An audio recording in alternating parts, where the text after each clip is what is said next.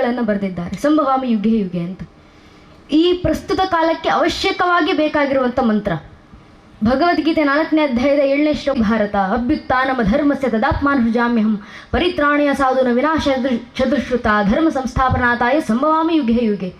ಯಾವಾಗೆಲ್ಲ ದೇಶ ಮತ್ತು ಧರ್ಮ ನಾಶದ ಅಂಚಿಗೆ ಬಂದು ತಲುಪಲಿರುತ್ತೋ ಆಗೆಲ್ಲ ದೇಶ ಮತ್ತು ಧರ್ಮದ ರಕ್ಷಣೆ ಮಾಡಿ ದುಷ್ಟರನ್ನು ನಾಶಿಸಿ ಶಿಷ್ಟರನ್ನು ರಕ್ಷಿಸಿಕೊಂಡು ಧರ್ಮದ ಪುನರ್ ಪ್ರತಿಷ್ಠಾಪನೆಗೋಸ್ಕರ ನಾನು ಮತ್ತೆ ಅವತರಿಸಿ ಬರ್ತೀನಿ ಅಂತ ಶ್ರೀಕೃಷ್ಣ ಪರಮಾತ್ಮ ಕರೆಯನ್ನು ಕೊಟ್ಟರು.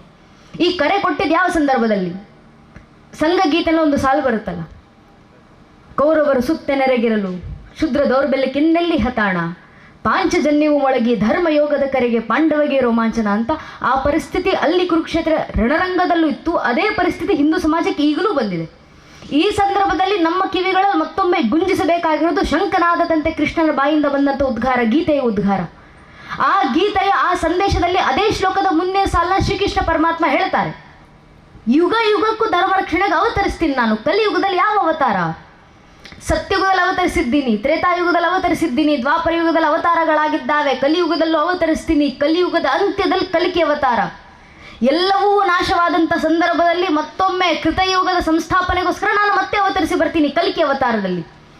ಆದರೆ ಕಲಿಯುಗದ ಅಂತ್ಯದಲ್ಲಿ ಕಲಿಕೆ ಅವತಾರ. ಕಲಿಯುಗ ನಡೀತಾ ಇರಬೇಕಾದ್ರೆ ಕಲಿಯುಗದೊಳಗೆ ಧರ್ಮ ದೇಶ ರಕ್ಷಣೆ ಯಾವ ಅವತಾರ? ಸಂಘಶಕ್ತಿ ಕಲಿಯುಗೆ. ಸಂಘಟನೆಯ ಬಲದಿಂದ ಮಾತ್ರ ದೇಶ ಮತ್ತು ಧರ್ಮ ರಕ್ಷಣೆ ಆಗ್ಲಿಕ್ಕೆ ಸಾಧ್ಯ. ಈಗ ಪ್ರಸ್ತುತ ಸಂದರ್ಭದಲ್ಲಿ ಇರುವ ಸಾವಿರಾರು ಸಮಸ್ಯೆಗಳ ನಡುವೆಯೂ ಕೂಡ ಹಿಂದೂ ಸಮಾಜ ಉಳಿಬೇಕು ಅಂದರೆ ನಮ್ಮ ಕಣ್ಣು ಮುಂದೆ ಇರುವಂಥ ಏಕೈಕ ಮಾರ್ಗ ಅದು ಸಂಘಟಿತ ಭಾವ. ಹಿಂದೂಗಳಲ್ಲಿ ಬರಬೇಕಾಗಿರುವಂಥ ಸಂಘಟಿತ ಬಲ. ಸಂಘಟಿತ ಬಲ ಯಾಕೆ ಬರಬೇಕು ಮತ್ತು ಹೇಗೆ ಬರುತ್ತೆ ಮತ್ತು ನಮ್ಮ ಪರಿಸ್ಥಿತಿ ಯಾವ ರೀತಿ ಇದೆ ಈ ಸಂದರ್ಭದಲ್ಲಿ? ಬಹಳ ಬೇಜಾರಿನ ಸಂಗತಿ ಅಂದರೆ ಹೇಳ್ಕೊಳ್ಳಿಕ್ಕಿದ್ದೀವಿ ನಾವು ಕೋಟ್ಯಾಂತರ ಜನ ಹಿಂದೂಗಳ ದೇಶದಲ್ಲಿ. ಆದರೆ ಒಬ್ಬ ಹಿಂದುವಿನ ಮುಂದೆ ನಿಂತು ನೀನು ಯಾರಪ್ಪ, ನೀನು ಯಾವ ಸಮಾಜಕ್ಕೆ ಸೇರಿದ್ಯಾ ಅಂದರೆ ಹಿಂದುವಿನ ಬಾಯಿನಲ್ಲಿ ತನ್ನ ಧರ್ಮದ ಹೆಸರು ಬರೋಕ್ಕೂ ಮುಂಚೆ ಜಾತಿ ಹೆಸರು ಬಂದಿರುತ್ತೆ. ಒಬ್ಬ ಹಿಂದೂ ಆಗೋಕ್ಕೆ ಮುಂಚೆ ಒಬ್ಬ ಹಿಂದೂ ಬ್ರಾಹ್ಮಣ ಆಗ್ತಾರೆ, ಒಬ್ಬ ಹಿಂದೂ ಲಿಂಗಾಯತರಾಗ್ತಾರೆ, ಒಬ್ಬ ಹಿಂದೂ ಕುರುಬರಾಗ್ತಾರೆ, ಒಬ್ಬ ಹಿಂದೂ ಗೌಡ್ರಾಗ್ತಾರೆ, ಒಬ್ಬ ಹಿಂದೂ ನಾಯಕ್, ಒಬ್ಬ ಹಿಂದೂ ಶೆಟ್ಟಿ, ಒಬ್ಬ ಹಿಂದೂ ಪೂಜಾರ್, ಒಬ್ಬ ಹಿಂದೂ SC, ಒಬ್ಬ ಹಿಂದೂ ST. ಹಿಂದೂ ಆಗೋದು ಯಾವಾಗ? ನಾವು ಹಿಂದೂಗಳ ಅರ್ಥ ಮಾಡ್ಕೊಳ್ಬೇಕು. ನಮ್ಮ ಜಾತಿ ಯಾವುದೇ ಇರಲಿ, ಆ ಜಾತಿಗಳ ಮೇಲೆ ನಮಗಿರುವಂಥ ಜಾತಿ ಪ್ರೇಮ ಎಷ್ಟೇ ವಿಶಾಲವಾಗಿರಲಿ, ನಮ್ಮ ಜಾತಿ ನಮ್ಮ ಮನೆಯ ದೇವ್ರ ಕೊನೆ ಒಳಗೆ ಸೀಮಿತ ಆಗಿರಬೇಕು. ನಮ್ಮ ರಾಜಕೀಯ ಆಸಕ್ತಿ ಯಾವುದೇ ಇರಲಿ, ಯಾವ ರಾಜಕೀಯ ಪಕ್ಷಕ್ಕೆ ಬೇಕಾದರೂ ಕೆಲಸ ಮಾಡೋಣ, ಯಾವುದೇ ತತ್ವ ಸಿದ್ಧಾಂತವನ್ನು ಪಾಲಿಸೋಣ. ನಮ್ಮ ರಾಜಕೀಯ ಆಸಕ್ತಿ ನಮ್ಮ ತತ್ವ ಸಿದ್ಧಾಂತ ನಮ್ಮ ಮನೆ ಬಾಗಿಲಿನ ಒಳಗೆ ಸೀಮಿತ ಆಗಿರಬೇಕು.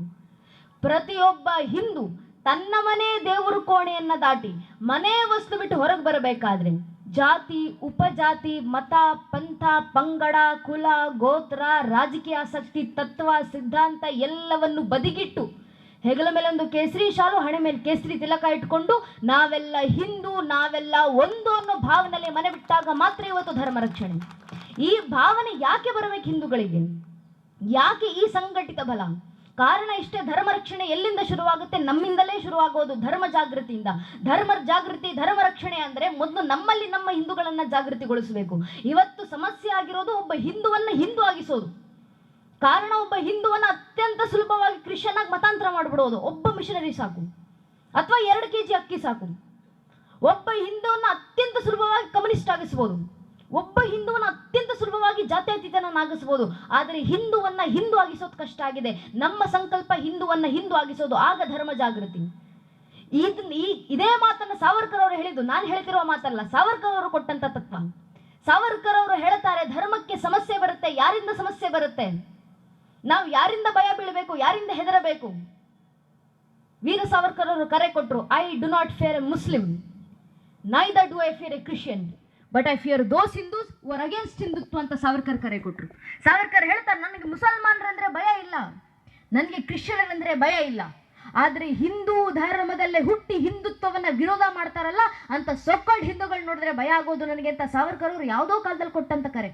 ಈ ಧರ್ಮಕ್ಕೆ ಸಮಸ್ಯೆ ಬಂದರೆ ಈ ಧರ್ಮದಲ್ಲೇ ಹುಟ್ಟಿ ಈ ಧರ್ಮವನ್ನು ವಿರೋಧಿಸೋರಿಂದ ಬರುತ್ತೆ ಹೊರತಾಗಿ ಇನ್ಯಾರಿಂದಲೂ ನಾವು ಭಯ ಬೀಳುವಂಥ ಅವಶ್ಯಕತೆಯೇ ಇಲ್ಲ. ಇದು ಸತ್ಯ ಸನಾತನ ಧರ್ಮ.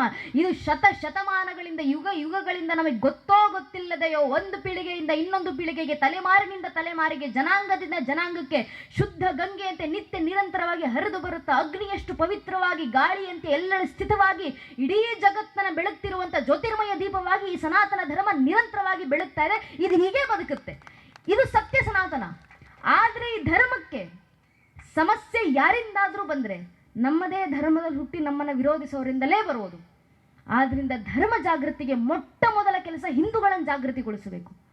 ಹಿಂದೂಗಳ ಒಂದು ಭಾವನೆ, ಧರ್ಮ ಜಾಗೃತಿ ಇಟ್ಕೊಂಡು ನಾವೇನು ಮಾಡಬೇಕು, ನಾವೇನಕ್ಕೆ ಧರ್ಮದ ಕೆಲಸ ಮಾಡ್ಲಿಕ್ಕಿದ್ದಾರಲ್ಲ ಸಂಘಟನೆಯವರು ಮಾಡ್ಕೊತಾರೆ ಬಿಡಿ, ಧರ್ಮದ ಕೆಲಸ ಮಾಡ್ಲಿಕ್ಕೆ ಒಂದಿಷ್ಟು ಜನ ಕಾರ್ಯಕರ್ತರಂತ ನಿಂತಿದ್ದಾರಲ್ಲ ಮಾಡ್ಕೊತಾರೆ ಬಿಡಿ, ನಮಗೇನು ಕೆಲಸ? ಆದ್ರಿಂದ ನನವನ್ನಲ್ಲಿ ನಾನು ಸುಖವಾಗಿದ್ದರೆ ಸಾಕು, ನನ್ನ ಮಕ್ಕಳು ಸುಖವಾಗಿದ್ದರೆ ಸಾಕು, ನನ್ನ ಮೊಮ್ಮಕ್ಕಳು ಆರಾಮಾಗಿದ್ದರೆ ಸಾಕು, ನನ್ನ ಮಕ್ಕಳಿಗೋಸ್ಕರ ಮೊಮ್ಮಕ್ಕಳಿಗೋಸ್ಕರ ಆಸ್ತಿ ಅಂತಸ್ತು ಮಾಡಿಕ್ಕಿದ್ದೀನಿ, ನಾನು ಮನೆಗಳನ್ನು ಕಟ್ಕೊಟ್ಟಿದ್ದೀನಿ, ನನ್ನ ಮಗು ಕಾನ್ವೆಂಟ್ಗೆ ಹೋಗಿ ಚೆನ್ನಾಗಿ ವಿದ್ಯೆ ಬುದ್ಧಿ ಕಲಿತು ಇಂಗ್ಲೀಷ್ನಲ್ಲಿ ಮಾತಾಡಿಕೊಂಡು ಒಂದು 30-40 ಸಾವಿರದ ಸಂಬಳಕ್ಕೆ ಕೆಲಸಕ್ಕೆ ಹೋಗಿ ಆ ಕೆಲಸದಿಂದ ಸೆಟ್ಲ್ ಆಗಿ ಜೀವನದಲ್ಲಿ ಆಸ್ತಿ ಅಂತಸ್ತು ಮಾಡಿಕ್ಕೆ ಬದುಕ್ತಾರೆ ಬಿಡಿ, ದೇಶ ಧರ್ಮ ಕಟ್ಕೊಂಡು ನಮಗೇನು?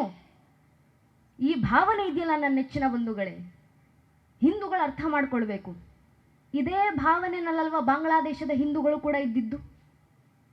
ಯಾರೆಲ್ಲ ಕಾಶ್ಮೀರಿ ಫೈಲ್ಸ್ ಸುಳ್ಳು ಅಂತ ಹೇಳ್ತಿದ್ರೋ ನಮ್ಮ ಕಣ್ಣು ಮುಂದೆ ಬಾಂಗ್ಲಾ ಫೈಲ್ಸ್ ನಡೀತಾ ಇದೆ. ಪ್ರತಿನಿತ್ಯ ದೃಶ್ಯ ಮಾಧ್ಯಮದಲ್ಲಿ ನೋಡ್ತಾ ಇದ್ದೀವಿ, ಪತ್ರಿಕೋದ್ಯಮದಲ್ಲಿ ಓದ್ತಾ ಇದ್ದೀವಿ ನಾವು. ಬಾಂಗ್ಲಾದ ಹಿಂದೂಗಳಿಗೆ ಯಾವ ಪರಿಸ್ಥಿತಿ ಬಂದಿದೆ? ಬಾಂಗ್ಲಾದ ಹಿಂದೂಗಳು ಕೂಡ ತಮ್ಮ ಮಕ್ಕಳಿಗೋಸ್ಕರ ಆಸ್ತಿ ಅಂತಸ್ತುಗಳನ್ನು ಮಾಡಿಕೊಟ್ಟಿರಲ್ಲ, ಬಾಂಗ್ಲಾದ ಹಿಂದೂಗಳು ತಮ್ಮ ಮಕ್ಕಳಿಗೋಸ್ಕರ ಮನೆಗಳನ್ನು ಕಟ್ಟಿಕೊಟ್ಟಿರಲ್ಲ. ಬಾಂಗ್ಲಾದ ಹಿಂದೂಗಳು ಮಾಡಿಟ್ಟಂತ ಆಸ್ತಿ ಅಂತಸ್ತುಗಳನ್ನು ಇವತ್ತು ಯಾರು ದೋಷಿಸ್ತಿದ್ದಾರೆ? ಬಾಂಗ್ಲಾದ ಹಿಂದೂಗಳು ಕೂಡಿಟ್ಟಂತ 1 ರೂಪಾಯಿ ಕೂಡಿಟ್ಟಿ ಮನೆಯಲ್ಲಿ ಇಟ್ಟಿದ್ದಂಥ ಸಂಪತ್ತನ್ನು ಇವತ್ತು ಯಾರು ಲೂಟಿ ಮಾಡ್ತಿದ್ದಾರೆ? ಬಾಂಗ್ಲಾದ ಹಿಂದೂಗಳು ತಮ್ಮ ಮಕ್ಕಳು ಮೊಮ್ಮಕ್ಕಳಿಗೋಸ್ಕರ ಅಂತ ಕಟ್ಟಿಕೊಟ್ಟಂತ ಮನೆಗಳು ಇವತ್ತು ಯಾರ ಕೈಗೆ ಸೇರಿದ್ದಾರೆ? ಬಾಂಗ್ಲಾದ ಹಿಂದೂಗಳು ಕೂಡಿಟ್ಟಂತ ಕಾರ್ ಬೈಕ್ಗಳೆಲ್ಲ ಯಾರ ಕೈಗೆ ಸೇರ್ತಿದ್ದಾವೆ? ಸ್ವಲ್ಪ ಯೋಚನೆ ಮಾಡಿ ನೋಡೋಣ ನನ್ನ ನೆಚ್ಚಿನ ಬಂಧುಗಳೇ. ಇದು ಬಾಂಗ್ಲಾದ ಒಂದು ಪರಿಸ್ಥಿತಿ ಅಲ್ಲ. ಬಾಂಗ್ಲಾದ ಪರಿಸ್ಥಿತಿ ಯಾವ ರೀತಿ ಆಗಿದೆ ಅಂತ ಅಣ್ಣವ್ರು ಯಾವಾಗಲೂ ಮಾತಿನಲ್ಲಿ ಹೇಳ್ತಿರ್ತಾರೆ.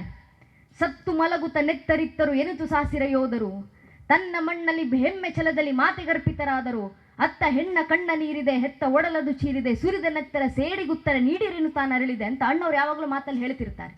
ಆ ಸಾಲುಗಳ ಅಕ್ಷರಶಃ ನಿಜ. ಬಾಂಗ್ಲಾದ ಹಿಂದೂಗಳ ಪರಿಸ್ಥಿತಿ ಅದೇ ರೀತಿ ಆಗಿರೋದು.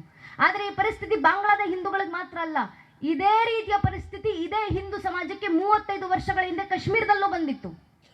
ಕಾಶ್ಮೀರ ಸ್ಟೇಟ್ ಅಂಡ್ ಟರ್ಬುಲೆನ್ಸ್ ಎಂಬ ಪುಸ್ತಕದಲ್ಲಿ ಸ್ಪಷ್ಟವಾಗಿ ಉಲ್ಲೇಖ ಮಾಡ್ತಾರೆ. 35 ವರ್ಷಗಳ ಹಿಂದಿನವರೆಗೂ ಕಾಶ್ಮೀರದಲ್ಲಿ ಅತ್ಯಂತ ವಿದ್ಯಾವಂತ ಸಮಾಜ ಯಾರ್ದು? ಕಾಶ್ಮೀರಿ ಹಿಂದೂಗಳದ್ದು.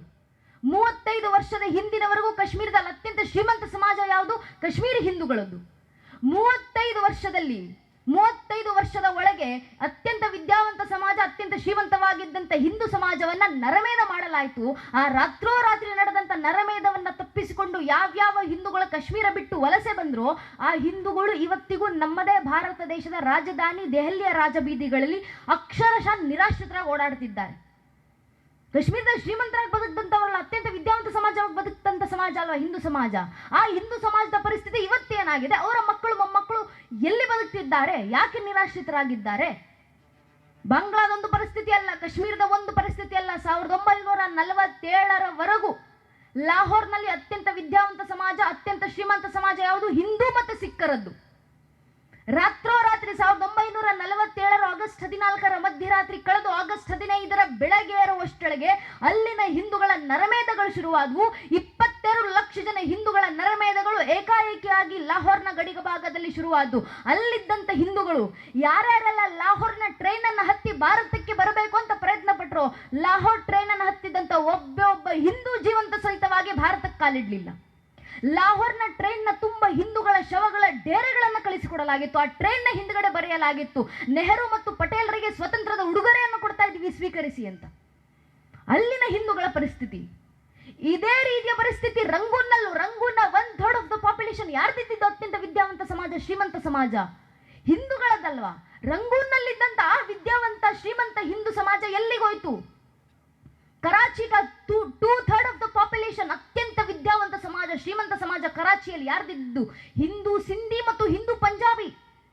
ಅಲ್ಲಿನ ಹಿಂದೂಗಳು ಎಲ್ಲಿ ವಲಸೆ ಹೋದ್ರು? ಅಲ್ಲಿನ ಹಿಂದೂಗಳಿಗೆ ಯಾವ ಪರಿಸ್ಥಿತಿ ಬಂತು? ಅವ್ರು ಮಾಡಿಟ್ಟಂತ ಆಸ್ತಿ ಅಂತಸ್ತುಗಳು ಯಾರ ಕೈಗೆ ಸೇರಿದ್ವು? ನಮ್ಮದೇ ಕರ್ನಾಟಕದ ರಾಯಚೂರಿನಲ್ಲಿ ಬಾಂಗ್ಲಾ ಕ್ಯಾಂಪ್ ಅಂತ ಇದೆ. ಬಾಂಗ್ಲಾದಲ್ಲಿ ನಡೀತಾ ಇದ್ದಂಥ ಹಿಂದೂಗಳ ನರಮೇಧಗಳನ್ನು ತಪ್ಪಿಸಿಕೊಂಡು ಉಟ್ಟ ಬಟ್ಟೆನಲ್ಲಿ ನೆಲವನ್ನು ಬಿಟ್ಟು ಬಂದಂಥ ಹಿಂದೂಗಳ ಸಂಖ್ಯೆ ಯಾವುದು?